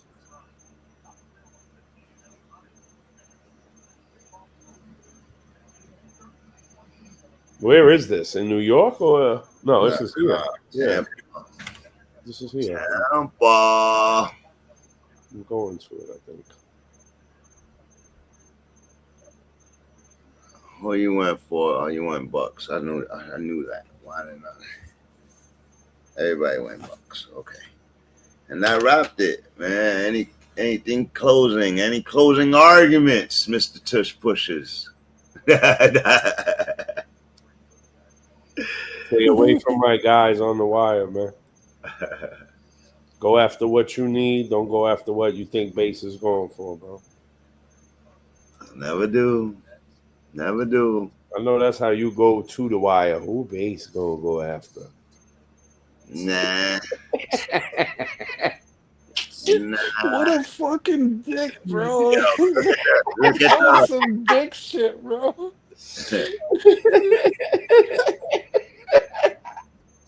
I couldn't even hold it in. Look at the graph I gave y'all for the Baker situation, just in case y'all didn't think I was on point with that. This is what I based it off of. And that's like so shocking, bro. You know what I mean? You know what's not on there? Oh, wait, is it on there? Yeah, that's the bottom wins and losses. Is that the record? 25-9. Patty Mahomes, yes. Burrow has the worst. Joshie has the best. Oh, he tied. Oh, no. Lamar has the best. He has 9 losses. Yeah, Lamar and Patty. And then Joshie. You know, my guys. Who else is in there? Baker Mayfield. My guys, bro. What do you mean? Look at the passing touchdowns in 3 years, though. Like 74. Look how much more than your guys he got. Yeah, because my guys in that same time frame have rushing touchdowns as well. Yeah, just like true. Lamar. That's true. Yeah, like Lamar got 71. More touchdowns than Lamar? He doesn't. Yeah. He doesn't. Yes, he does. No, he doesn't. Got to include the rushing touchdowns. Oh, there you go. You have to, bro. Imagine what Joshie is. Nah, Joshie was like a running back for 2 seasons. We talking about air yardage and passing touchdowns, completion percentages. We can look at the rushing. What do you mean, bro? Like you have that's 2 usually gonna be Lamar and Josh Allen only.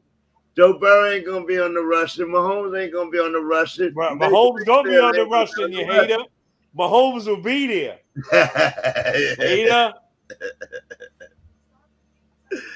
All right, man. You know who else gonna be there? You wanna be slick? You know who else gonna be there? Rushing touchdowns. Tush Pitch King. That's all he has. But he's gonna be there. Yeah, he don't have throwing. He's gonna be there. Yeah, of course, bro. Of course. When you're talking rushing.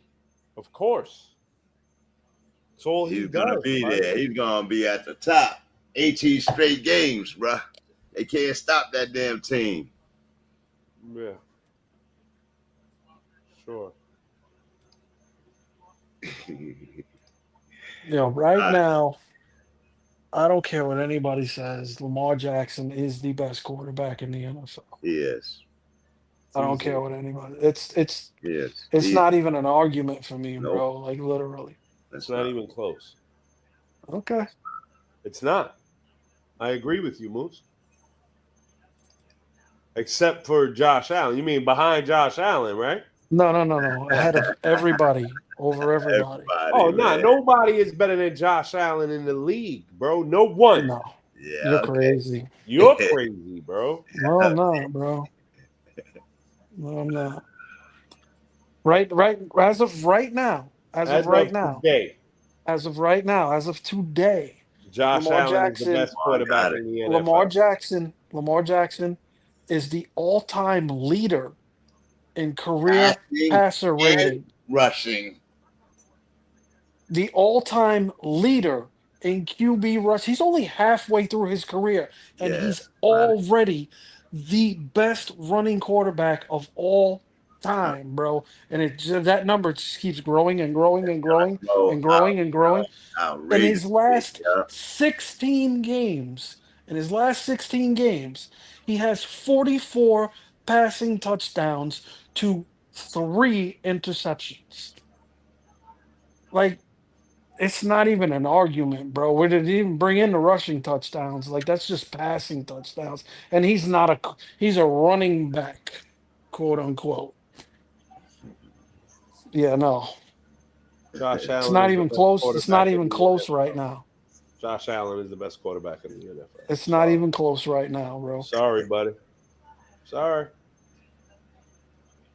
Did you say Josh Allen is the best running quarterback? He's the best overall quarterback in the NFL. No, and it's not even close. It is, though. It is. It really is. Y'all know what it is, man. Joshy take out Lamar every year, man. Every year, bro. Every fucking year. You got that. Bro. You got that, man. But I don't know. Yeah, me neither. I don't know either. I don't know what I want some what y'all got, bro. Thinking Lamar is great. I was right on there. Yeah, I think he's great too. Right behind Josh Allen. He's great. Y'all already know what it is, man. Every year. Hopefully Joshy could keep it up this year. Every year he falls short. Yeah, but he had to deal with Patty. Patty's having a rough year. That's the only reason why Patty's not in the conversation. Y'all know who the best quarterback in the league is. He's just having a rough time, and I can't back him right now myself. I can't say it because he's the best. He got no weapon. He's the best. He's a mess. What can you say, bro? He's a mess. Man. Oh, man. That's dumb funny. All right, man. We're going to wrap this show. Salute to you guys. It's week 3, man. Week 3. Any final thoughts? You're not excited yet. You said what? You said week 4, week 5. That's when you be excited. Week 5 is when I start to really pay attention. I'm in full go already. Yeah, that's the problem. I'm in full go already, bro. That's the problem. Let me ask you. So I am. Hold on, you're in full go. You're in full go. How many wins you got? How many wins? What do you mean? In fantasy? Yeah. Oh, it's only been 2 weeks. I got 1 win. Oh, so you won 1. You're 50%. Yeah. In full go. I ain't even started yet, and I'm 100%. See what I'm saying? See what I'm saying about y'all not being ready? Where my belt at? Where the belt at? Man, I'm ready to do a promo right now. I feel like doing a promo. Losing streak, bro. We about to tush push all over you. Pause. Oh, wait a minute. What's this we? My team. He's like, wait a second. What's this? Oh, man. Salute, fellas. I love y'all, man. Thanks for coming in and yeah, man, rocking this show. And see y'all Thursday, man. Moose, come to work.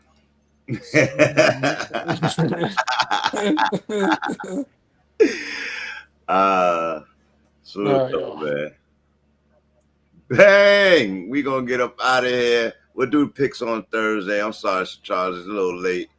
Trying to shut it down. Yeah, good show, y'all. There you go. There's your Star Sits Picks and Dribbles for Shits and Giggles episode, week 3. We did not have that episode last week. We used to do it on Saturdays. We won't be able to do it on Saturdays, so we're going to shift to Tuesdays. So if you want, it's kind of good because in fantasy, the waiver wires are active Tuesday and Wednesday morning. So after we do the Star Sits, you can do what you do in the morning, and so it kind of works out. But getting the guys on and being on this late can become a problem. So we'll see. We'll work with it, and if we have to change it to another day, that's what we'll do. Salute to Sir Charles. Thank you for coming in. Everybody who's been watching from the background, who's been laughing from the background, because for the fan, by the fan, right here on Banging Aces or Bald SC, hashtag Bald SC in the chat. Make sure y'all hit that like, share, subscribe, and I'll see y'all Saturday. I'll see y'all Thursday night. Prime time. Y'all already know. Bills, Joshy Allen versus Tua Tags. Joshy looking to end the Miami's dreamy nightmare. Yeah. Bang!